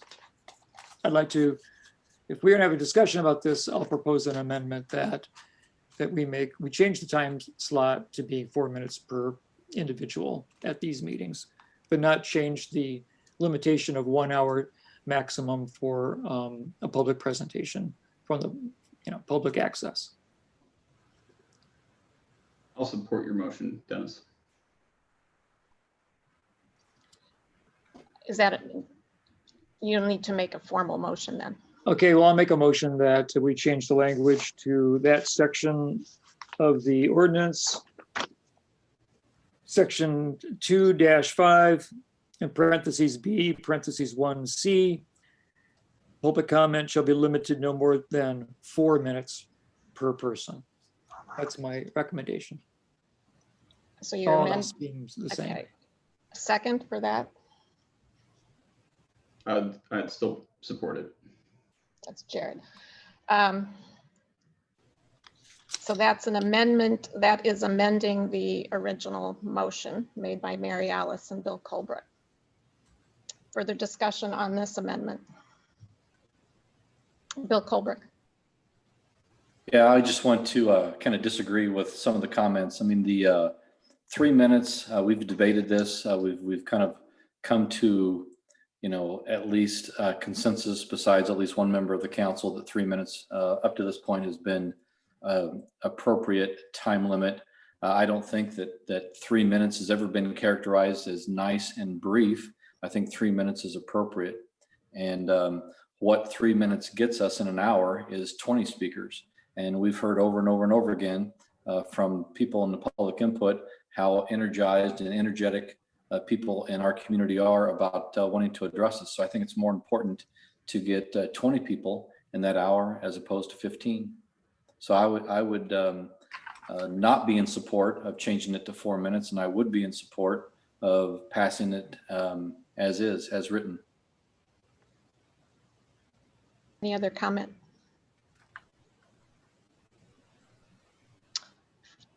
Mary Alice. So I kind of agree with Dennis. I think it would be nice to have a compromise here. I also feel pretty strongly about the hour. I think the hour is roughly, it's just slightly under a third of our meeting. In order for us to get business done, I would encourage people to to only take the amount of time they need to actually give their feedback, so that, you know, if people only need 2 minutes and you have some leftover time, that you can have more people give input. I did have a question about how this works in with the, and I'm sorry for not bringing those up earlier, how this works out with the emails. Because we don't talk about the emails that are emailed for public input. We've been reading out the names of people who have sent in public input, and this doesn't cover it. So I don't know how the emails factor into this. Diane, I don't know if you have any thoughts on that, but it does. Let me give you the background here. I think an hour of virtual public input, not including listing off emails that people write and tell us. So, but I don't. Yeah, the hour refers to verbal public input, and then emails will be listed by names of the people, but that won't count against the hour. Okay. But we will not be reading emails aloud into the record. But the emails sent for public input for the meeting will be incorporated into the meeting record, the minutes. Bill. Yeah, I support 3 minutes. I think tonight there were 12 people that I counted that spoke, and I don't think over half of them spoke on an agenda item. So I think if we did have an agenda item that people were interested in speaking on, we'd probably have more than 15 people speaking. And I do think an hour limit is the appropriate time limit for total. For virtual meetings, I think that's appropriate. And I do think we've compromised and made some improvements over the past few weeks. One was to change the language so that only the presiding officer would make the initial determination about if it became abusive. Another one was just to make it apply to virtual meetings only. So I think it's been a give and take, and I think we've arrived at a good compromise the way it is. So I support it the way it is. Okay. Any other comments on the motion for 4 minutes each, 1 hour total? Okay, so let's vote on that first, and then we'll take it from there. So will the clerk please call the roll? And this is voting on the motion to go for 4 minutes per speaker, 1 hour maximum public input. Councilmember Brown, No. Holbrook, No. Miller, Yes. Roberts, Yes. Wu. Yes. So it's 3 yeses for 4 minutes each, 1 hour. 2 noes. So the yeses have it. So it now will stand at 4 minutes each, 1 hour total. And we go back to the original motion. Any discussion on that? Jared. So I guess my discussion isn't really based on another amendment. I would probably make one, but I don't think it'll be supported. But I really am concerned about not having clarifying language in the ordinance in relation to, let's see, where is exactly in section 2, section 2-5, B1D, in order to maintain reasonable decorum of the meeting, presiding officer of the meeting shall have the authority to provide verbal warning, blah, blah, blah, to a speaker who uses abusive, harassing, threatening, or defamatory language, or who engages in disorderly conduct that disrupts, disturbs, or otherwise impedes the orderly conduct of a meeting. I think that that language is still very broad and can be interpreted in a lot of different ways given the presiding officer. And I think that we need to establish particular rules about what those things mean in order to be clear to the public what the expectations are that the council has deemed are appropriate for giving public comments, because it's not defined. Those terms are not defined. They can be They're open to a lot of different kind of interpretation. And I really think that we're putting ourselves in a slippery situation for ourselves or future members of council to abuse the rules that are in there themselves, because we don't understand exactly what it is that they mean. And I'm still concerned about the fact that we're leaving that language so open in there like that without defining those things, and at least providing examples or something to say, this is what we expect, this is not what we expect. You know, for example, is calling somebody out in particular, saying that, hey, you know, Jared Miller said this last week, and I really don't think that he should have said that because of X, Y, and Z. Is that going to be considered abusive? Are we considering that abusive, or people are just going to find out on the fly as different chairs decide that? I'm still very concerned about that language. No, I don't know what there is to be done about it, but I'd at least like to have a discussion about that. Dennis? Okay, so, you know, just as in presidential debates, we don't like to see bullying. We don't like to see people, you know, who are giving, you know, participating in public input here at the city council, bullying other individuals. It's a difference between bullying and calling people liars, rather than you saying, I strongly disagree and this is why. You know, and I take umbrage to the fact that you said that, and my point of view is this. So there's ways of getting your message across that is civil, still contentious, but civil. So I think that if we have a method in place where we first give a verbal warning to say, and then you tell the person that please refrain from using uncivil discourse during the meeting. We understand your feelings, but it's not appropriate.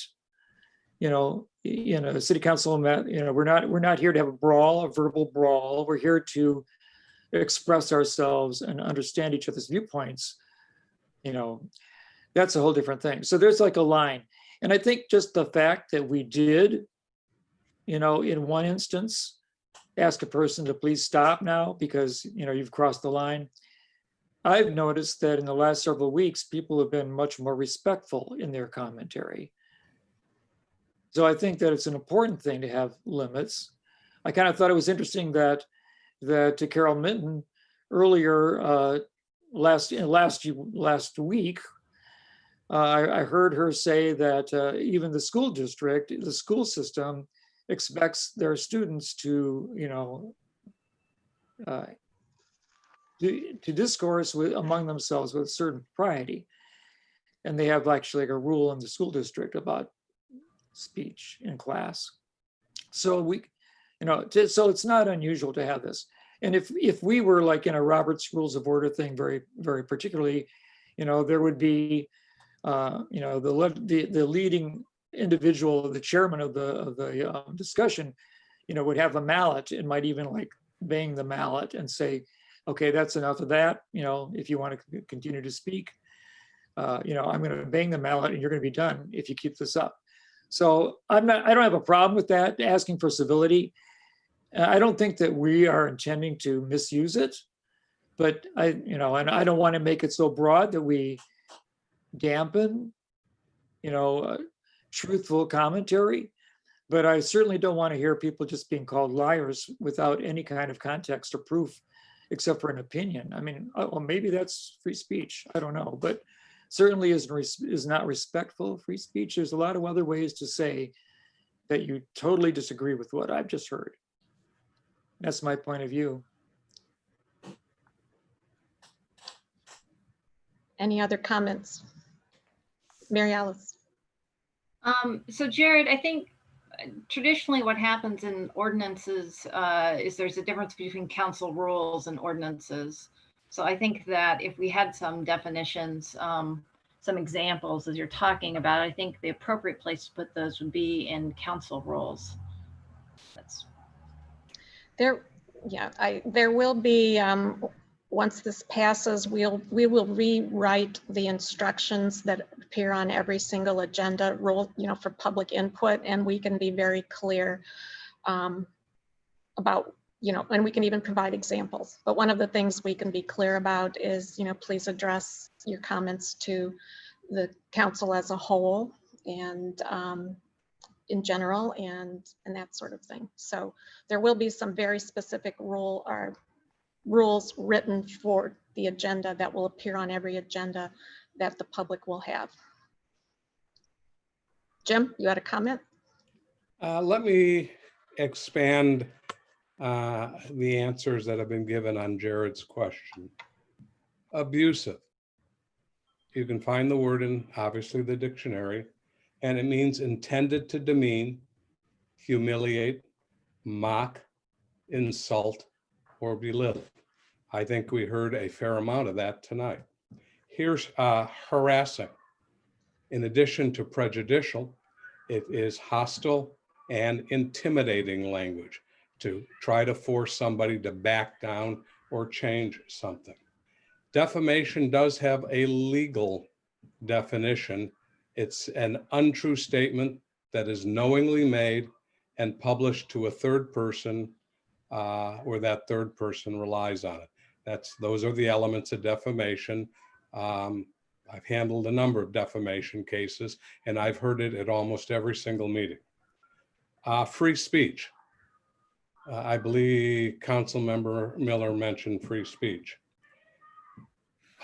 Courts have held that public input, and the PAC has also held that public input is a limited public forum.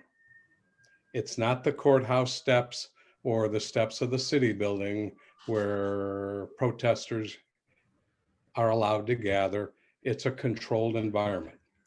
Limited public forums can be controlled free speech in time, place, and manner. You just amended an ordinance that deals with time.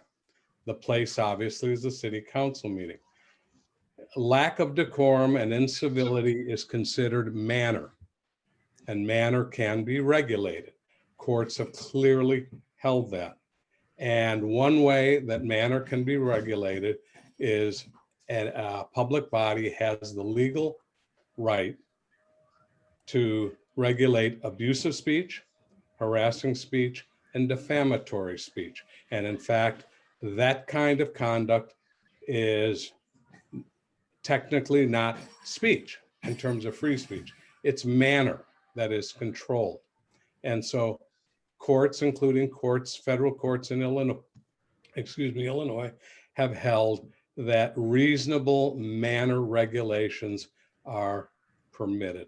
To give examples, treatises have been written on what examples are, and they are dealt with on a case-by-case basis. So that's why those particular words were specifically chosen for this particular section, because they've been recognized by the courts. And we can include those definitions in the written instructions that are listed on the agenda. And it's also important to note that public comment can also be made via email, and that in the rare occasion that someone is asked to stop and they don't, they will have the opportunity to finish their comments via email, and that will be included in the meeting record as well. Any other comments? Mary Alice. Unmute, please. Sorry. I had a question following up on accommodations. So I did look at today's instructions for public input, and I didn't see anything in there, maybe I missed it, on how people who have a disability that would they would need an accommodation for it was not included on there. So I just wanted to follow up on that. It was included on under the section on public input at the very bottom of the page. Okay. All right. Page 2 of the agenda.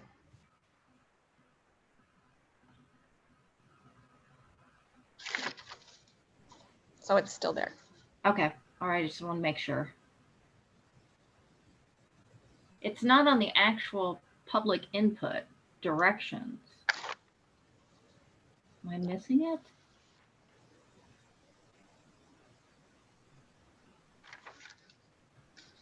On the back page of the agenda, public input, after email input, it's at the very bottom of the page. And that's usually where it is. Oh, so there's actually a PDF up on the agenda, on the meeting minutes that has specifically public input. There's an actual document up there on the website, and it's not included on that. It's not included on that. Okay. At least what's currently up on the web. I'm just telling you that we just need to make sure that we consistently put where. Okay, good point. Okay, I just see it on mine, so I will make sure we'll follow up on that. Thank you. Sorry about that. No worries. Bill. Yeah, I think I support this as it is. I think there's going to be some differences, I think, between the way presiding officers enforce this, just like there are in everything. Even when we were meeting in person and people went over the time limit now and then, some people would cut them off right away, some people wouldn't. So there's just going to be some differences. I didn't hear anything tonight that I thought I would have given a warning on. Maybe somebody would have gotten a warning from somebody else. But if I think there's two checks. There's the warning that people can get if they're stepping over the line. And then the other check is whether the presiding officer decides to cut someone off or not. The council members can, if they decide to cut someone off, a council member can appeal the decision of the chair using Robert's rules, and then we vote on it. If the presiding officer isn't doing anything, then you can call a point of order and ask for the rules to be enforced. And if the presiding officer doesn't do anything, you can vote on it. So there's, and Jim can correct me if I'm wrong, but I think those are the main checks on this. So it's not completely up to the presiding officer, but I think that there are enough checks and it'll be a little bit of a learning process, but I think it's already improved quite a bit. Carol, did you want to speak? And then Jim. Yeah, just along the lines of what Bill Brown was just describing, there's actually a section in Robert's Rules about when the members themselves become out of order, and the Robert's Rules doesn't speak directly to bodies that receive public testimony or public input. But I think it would be very easy to adapt what Bill was describing and make a clean process, which is that either the chair or or another member of the body says, I find again, it was targeted around members. I find member Smith out of order. And so the chair can say that, or a member of the body could say, I find them out of order. And then the chair says, shall I allow member Smith to continue? So you enlist the support of the body in, either admonishing the person and cutting them off or allowing them to continue. And you can still, say, or whoever makes the call could say what they're finding offensive and ask them to, confine their comments to something, or to stop making a reference to a particular individual, or stop making accusatory remarks or something like that. I think there's kind of a clean way to do it. We just need to give people tools. And the mayor and I were talking earlier about how we might go about training the members of the boards and commissions to become comfortable with enforcing these rules or putting them into practice. Jared? So that, brings up a question I brought up in many emails prior to this on this issue in the Jack Waller recommendation from 2005, and how he had described how we deal with general public input versus specific public input on items, and how he had said that he would prefer that the city not ever put itself in a position of having to defend exactly what it is that we're proposing making rules of doing now.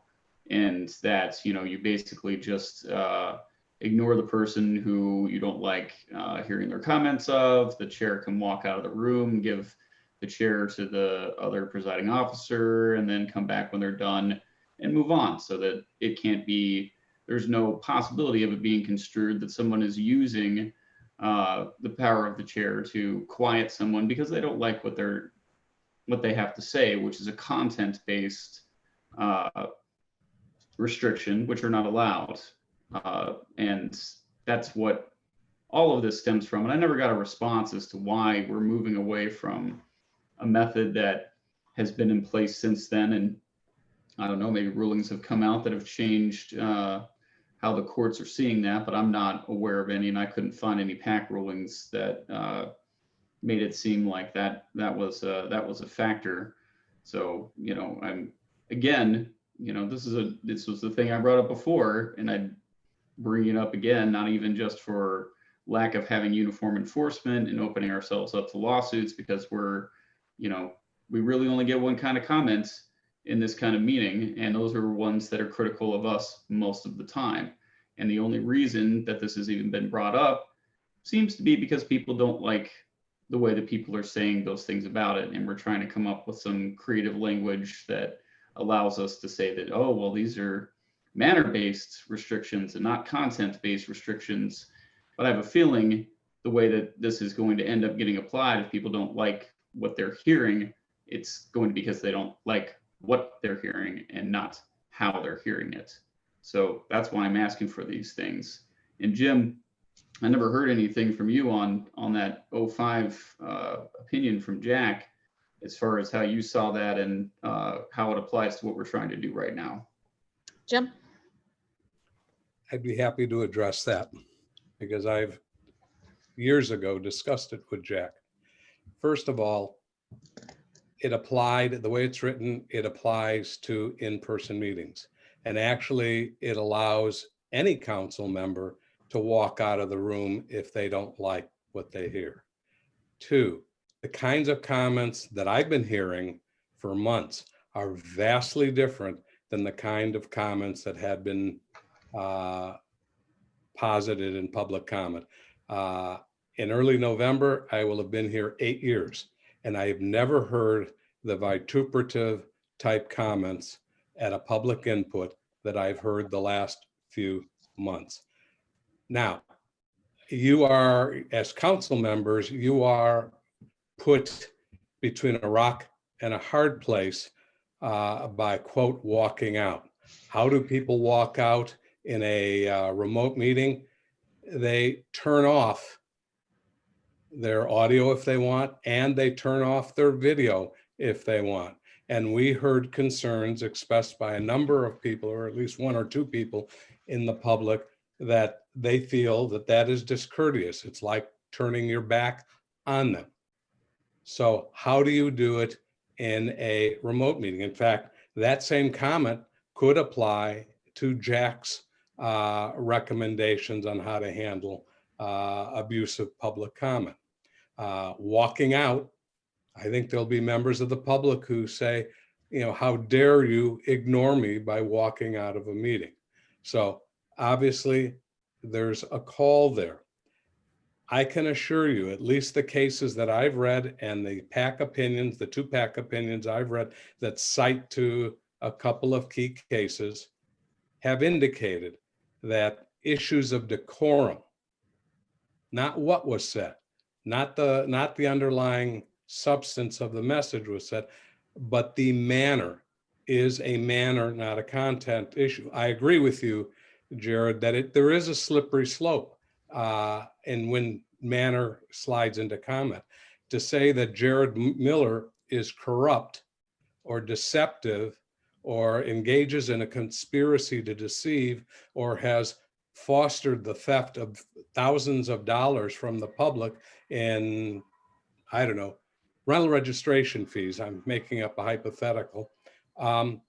That's not only manner, but that is clearly defamation, because it imputes a crime on somebody. And when you impute a crime with the tone and the rest of the comment, that suggests, you got to prove it in court, but suggests malice. That means a plaintiff, if they were to file an action, would not even have to prove actual damages, loss of money. They could get theoretically punitive damages or whatever the court awards or jury awards. Defamation's not protected any more than pornography is protected. I defy anyone to define pornography, and you'll get 1,000 different definitions. And in fact, a famous line from a Supreme Court justice on pornography was, "I can't define it, but I know it when I see it." You're familiar with that one. And that's the same with the abuse, harassment, and defamation, but defamation does have a legal definition. So I'm not sure how to handle it any different than Jack without drawing criticism from the public about metaphorically turning your back, walking out, or going dark in a Zoom meeting. This language, I also would point out, is very similar to what you see in many different municipalities around the state. So they have figured out how to do it, and we'll be working our way through it. And that's why they've chosen the language, because the courts have vetted it. Yes. Any other additional comments? Mary Alice. I'd just like to echo a little bit about what Bill Brown had said. There was an original proposal from Diane on public comment. There was several things that have been altered. One of them was we did change the number of things that we said the manner related to.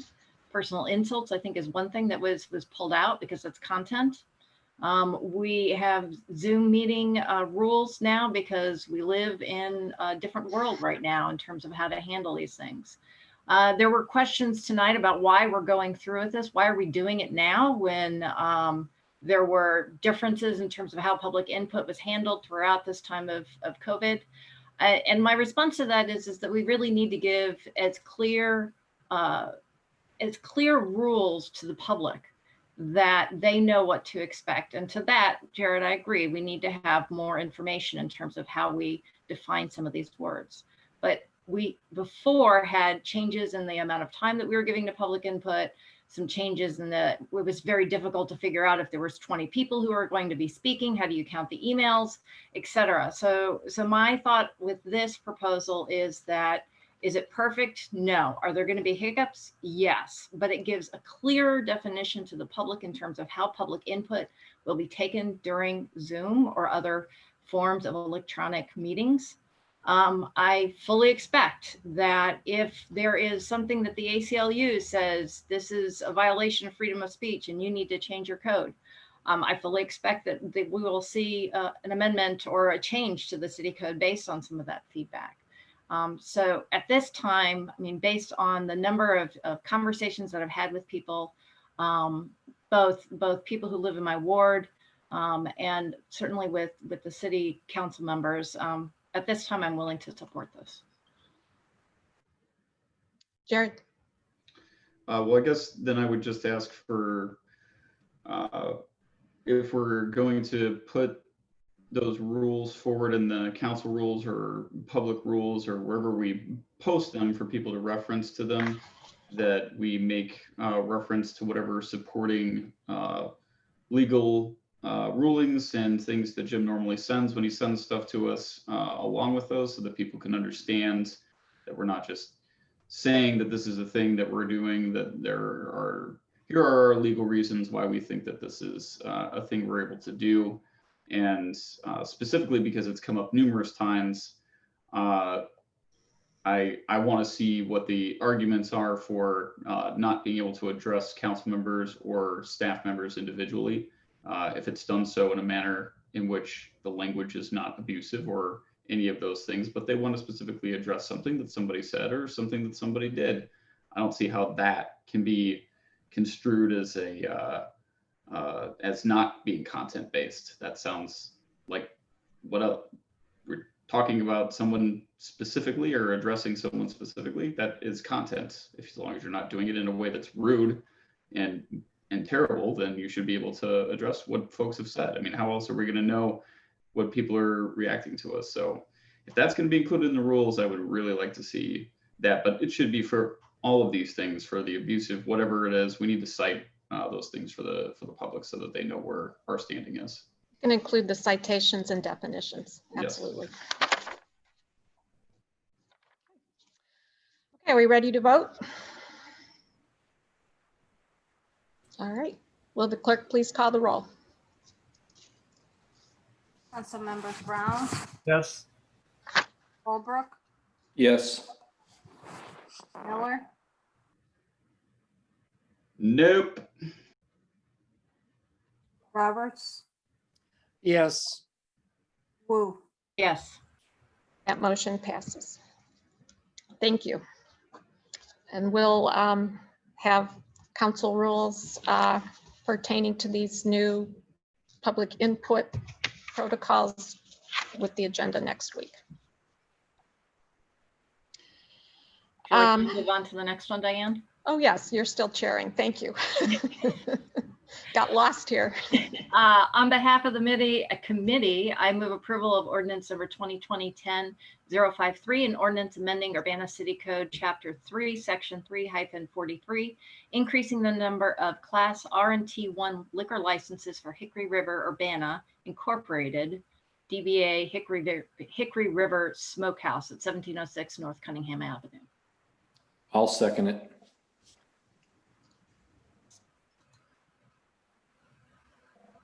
Any discussion? Will the clerk please call the roll?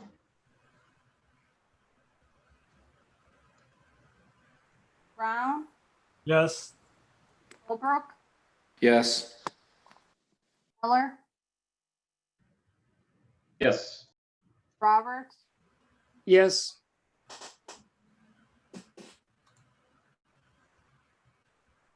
Wendy, you've muted yourself, but I'll vote yes. thank you. That motion passes. All right, on behalf of the committee, I move approval for ordinance number 20. No, this one was not. Okay, well, I will move approval for ordinance number 2020-10-054, ordinance fixing the salary of city officers who are elected for a definite term of office from 2021 to 2024.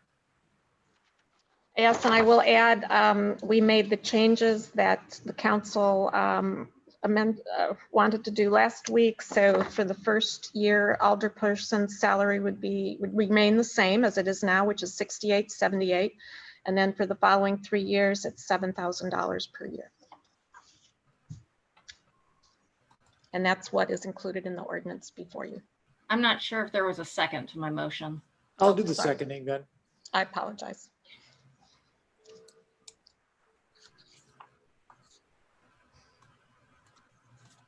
Any discussion? Okay, will the clerk please call the roll? Brown, Yes. Holbrook, Yes. Miller, Yes. Roberts, Yes. Woo. Yes. That motion passes. Thank you, Mary Alice. Reports of special committees. I don't think there is any. Reports of officers. We do have an update from Carol Mitten and Chief Seraphin. All right, good evening. Just over a month ago, Hillard Hines came and presented their report, and we're using that as a starting point for some changes and some ongoing review. So we were going to give an update tonight. And I will start with, there's been some discussion with regards to the rifle safety involved in some of the, that was with Officer Ruff back to the arrest on April 10th. That matter was referred back to Hillard Hines to at least say, hey, would you take a look at this?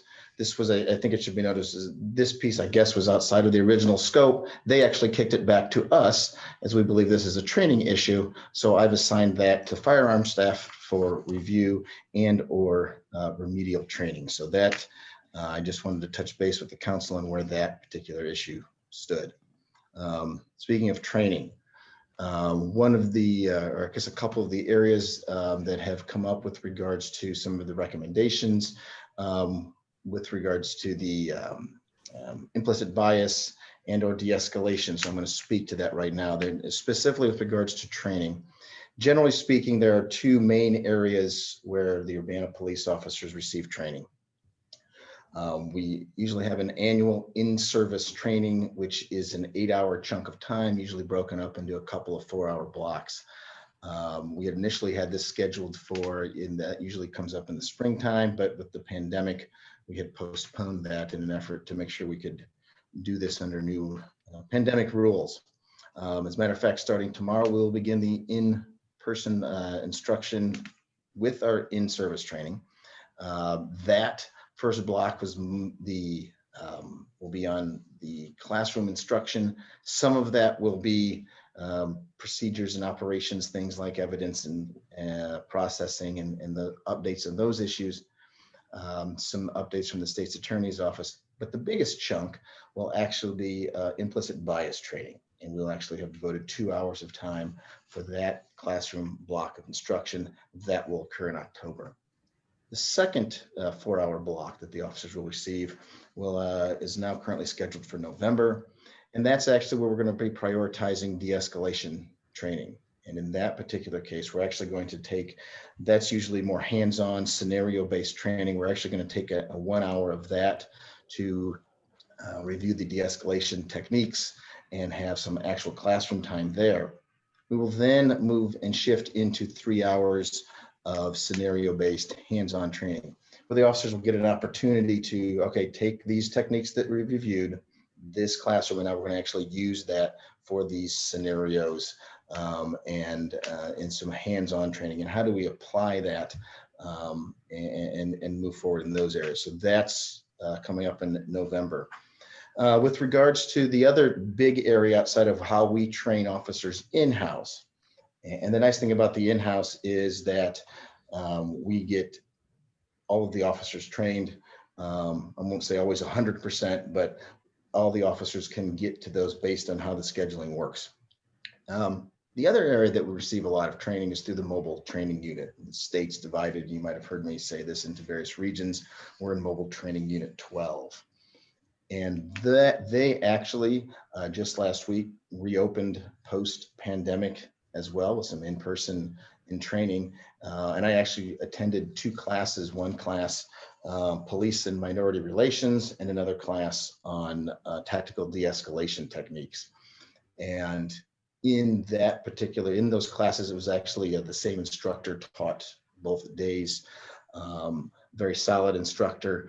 Matter of fact, we've already had some conversations in-house about whether we can bring him here to do something one-on-one. Typically one-on for our officers and or perhaps others.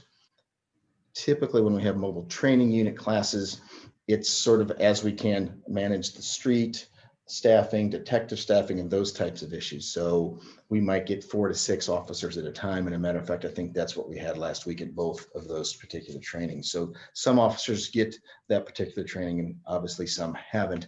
And over the course of time, if this instructor comes back in 6 months, we'll send a few more. That's why we're exploring perhaps some other ways of bringing this instructor even back to focus exclusively on Urbana. With his areas of expertise. I know that you guys have already had some discussion, I think a couple weeks back with regards to the 10 shared principles. That was something that came out of that particular recommendation. So I won't necessarily go through all of that again, but I do think it's important to note that we've received some feedback from the event late last week. And so some of those comments from the participants, those are the types of things that we can use to move forward with our outreach coordinator, who's also been recently hired, Mr. Lamont Peppers. So those comments from the 10 shared principles event, we think will help guide our path forward as we move beyond the current state of affairs. I do want to make a mention as well. I know that Mr. Miller has brought up numerous times, so I wanted to give an update on regard to redacted policies. As I've said, there are 163 police policies. 26 of those had some level of redaction. We have been able to go through 16 of those, review those, and unredact what had been redacted. So those clean policies have all been posted to the website. And I will quickly run down those just so that everyone understands. These are the ones that are now back on, that have been uploaded, and there are no redactions in those. The number is the policy number just for reference. So very quickly, 201, emergency management plan. 205, staffing levels. 303, controlled devices and techniques. 306, firearms. 307, range. 308, vehicle pursuits. 309, officer response to calls. 319, public alerts. 339, interns, volunteers, and ride-alongs. 340, off-duty law enforcement actions. 430, mobile field force. 504, tire deflation devices. 600, criminal investigations for patrol and CID. 609, warrant service. 610, metro operations planning and deconfliction, and 704, respirator protection program. So all of those have been unredacted and so that leaves 10 policies, and those we will continue to move forward and schedule and deal with those folks who help do that kind of work. So I wanted to mention that with regards to policies. And while I'm on policies, I will politely turn it over to Carol Mitten to discuss the use of force policy rewrite effort. So before I take that up, I just wanted to make note of the fact that in moving forward with the policy review and removing the redactions, the ones that are left are a little bit more challenging. And so Bryant has to convene a group that includes people that work on FOIA on a daily basis. And as you will find next week when we bring the budget amendment, we are struggling to keep up with the FOIA demand, and we will be bringing additional help on board through a contractor to help us keep up with the workload. So that is slowing down this policy review because it's the same people in many cases that are doing it. So just an understanding on the staffing challenges there and how we will be needing to add resources to deal with it. So to the use of force policy rewrite, which was, that was a big piece of what came out of the Hillard Hines review. And I had reported to you what our game plan was in terms of undertaking that review. And when I presented that, I got some feedback, particularly from Julie Lout, that it would be nice to have some listening sessions, and it would also be nice to have something that's targeted towards youth participation. So we've taken some extra time, and with Lamont Pepper's help, and he will be the moderator for our listening sessions. We have those listening sessions scheduled, and I can announce the times tonight, although we'll be pushing out the actual announcements in a little while. We're not quite there yet, but the sessions are going to be on November 12th and 13th. So the youth session will be November 12th from 1:30 to 3:30. And anyone is welcome to attend. It'll be a Zoom session like a city council meeting, but we're really looking for the youth voices at that session. And then later that evening from 5:30 to 7:30, we'll have a more open session for people that want to participate. And then the following day, which is a Friday, the 13th of November, from 3 to 5. And the goal will be a little bit more focused than what they're doing in Champaign, since we have a very specific task ahead of us. It's not that people can't talk about whatever they would like to, but we're specifically seeking people's reactions, people's offering different language or whatever in those listening sessions. And as I mentioned, Lamont will be the moderator. We're going to push this out to, on, email and to, a contacts list that we have. But Lamont is also going to make a special effort to go out into the community and, and talk to people one-on-one that we might not normally reach through the methods that we use, social media and email lists and the like. And our goal is, if somebody has any kind of challenges with, access to the internet, we will deal with those on an individual basis. And if people want to attend, we'll figure out how to do that. So there'll be more on that coming forward, but I'm really glad that Julie mentioned that. I think that'll be an important piece for us to include. So happy between Bryant and I to answer any questions about all that. Any questions? Mary Alice. So Carol, I wrote down November 12th and November 13th as the 2 times that you're thinking about having listening sessions. Both of those are during the day on a weekday. Is there a thought as to why there isn't one in the evening? Well, there's one in the evening, which is 5:30 to 7:30 on the 12th. Oh, so there's 3. Yeah, there's 3. Sorry, I missed one. Yeah, there's 2 on the 12th. Okay, all right, there's 2 on the 12th. Okay, thank you. And I'll also say that because there's challenges with everything, is we're finding ourselves running out of time. You know, Jason is not allowed to get sick in any way, because we're just booking up the Zoom slots if you want it to be this kind of public interaction, and it's just really challenging. We're just short on opportunities and time slots and so forth. Thank you. Jared. So the remaining 10, Chief, we're still looking at those, right? Is that what I heard from that? Or those have been looked at and are decidedly remaining redacted? We're still looking at those. Okay, gotcha. And then, so we only have 10 out of the entire total that have any redactions now, right? Correct? That's correct. So of the 163, 153 should be clear and open. So I opened up some of them as you were listing them off and didn't see anything in there. At least I don't know how the redactions appear, but I guess I could look at informants. Okay, it's very obvious. They're blacked out. Yes.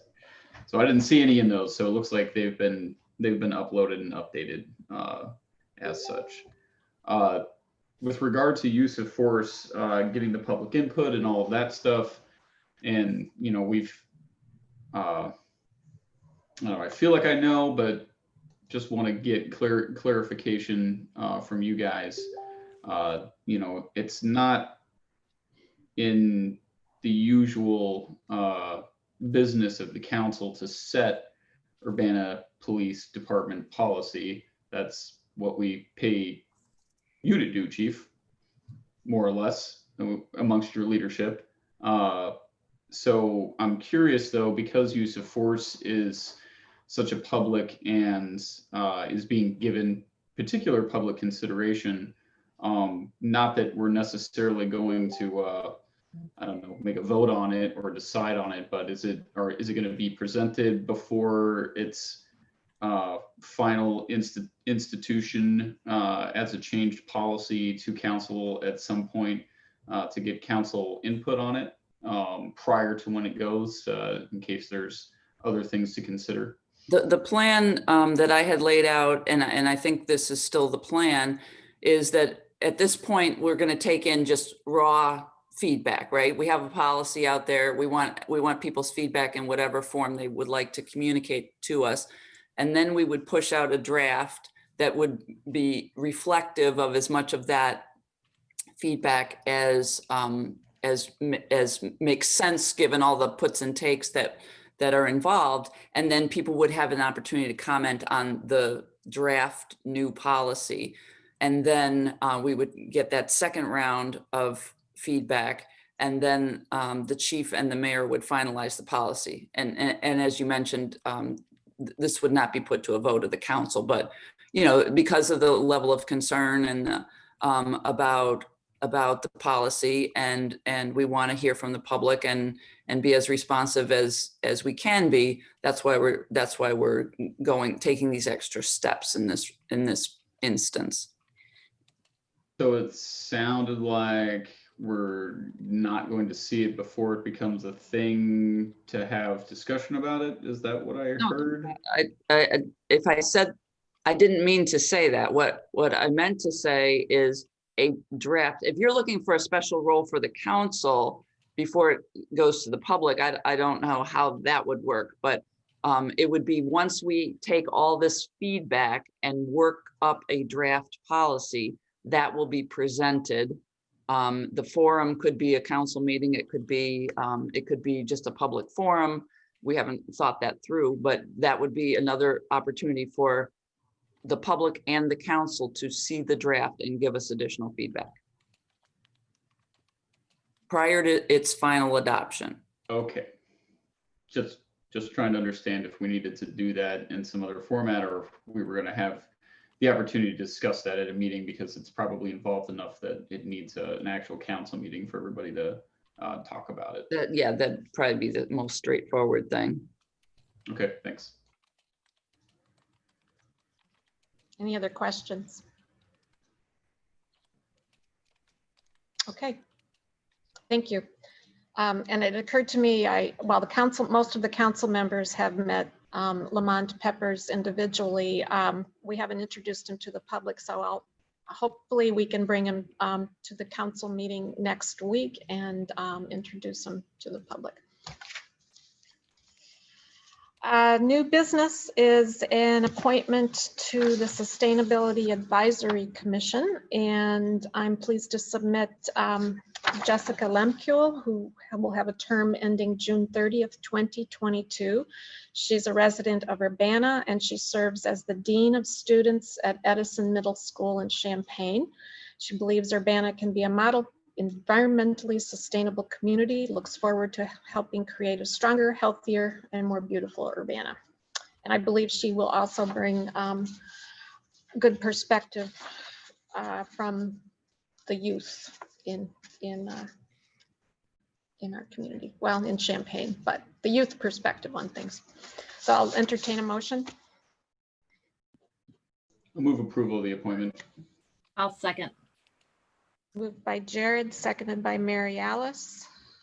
Any discussion? Will the clerk please call the roll?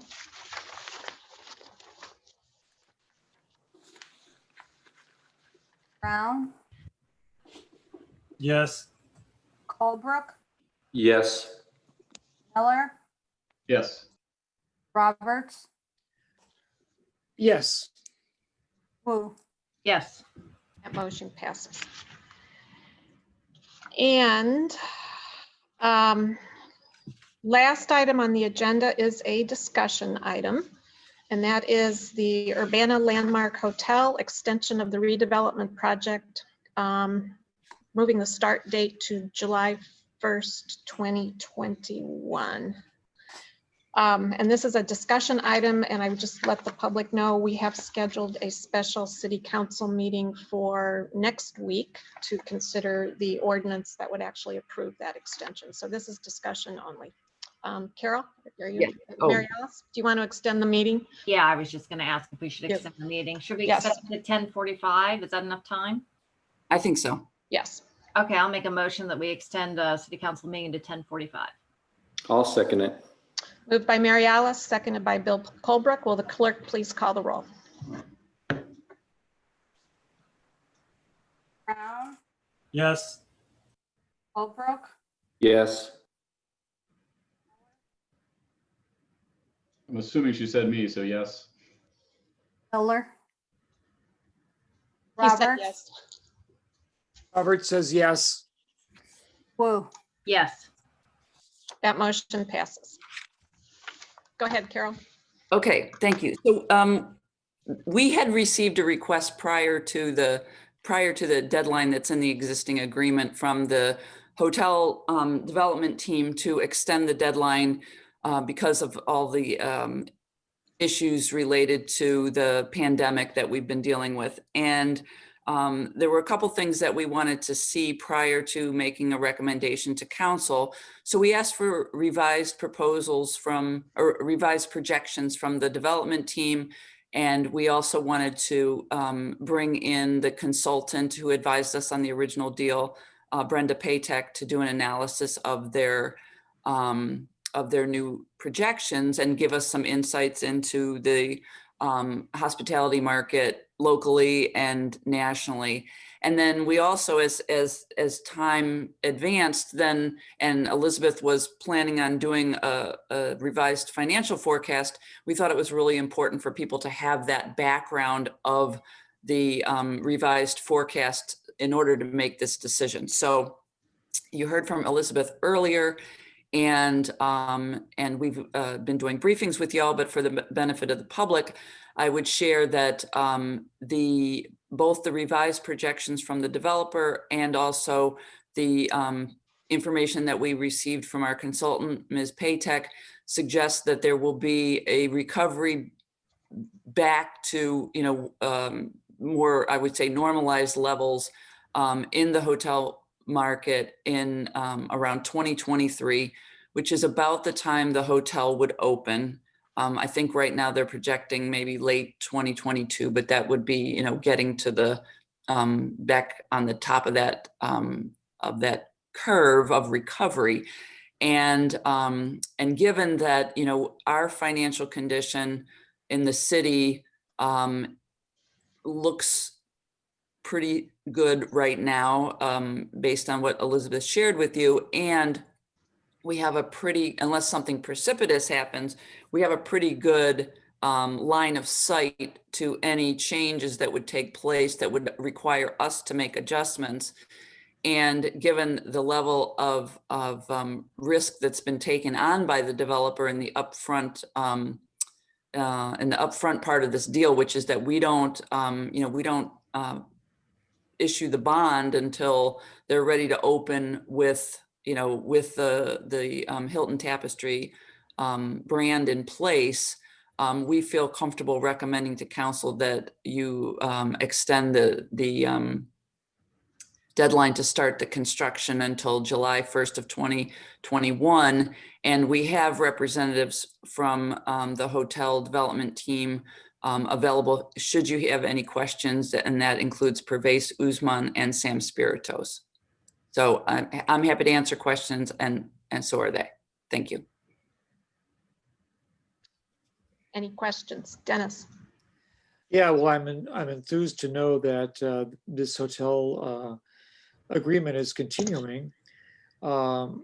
It seemed like during the COVID pandemic, it would have been a really convenient time to try to do some initial work. And I understand that some of the initial work is really just conceptual at this point. And but I was wondering if they had had an opportunity to walk through the hotel with their designers yet, or is that something that is still going to be coming up down the line from now? I'm going to let Pervez answer that in just a sec, but I do want to say, to be fair to them, during the time that we took with their request, which has been months, they haven't put a lot of additional investment into, because they didn't know what our answer was going to be. So we held things up a bit on our end, but maybe Pervez could respond to your direct question. Yep, happy to address that. So we were able to go through the property with there's a few different teams here working on it. There's the branding team, and then there's also the architecture and design team. So the branding team sort of is the initial stage, and they're responsible for crafting that branding story for the hotel, and they've been able to walk the property and get a feel for it. Now the architecture and design team, when they come down, they want to do the drawings and they want to do the measurements of the rooms. So they have gotten a chance to get virtual visits of the property. And once we've finalized our information with the city, they're going to be coming down for their measurements and drawings. Great. And I guess the other thing is I want to encourage you to retain as much of the unique quality of the interior as is feasible.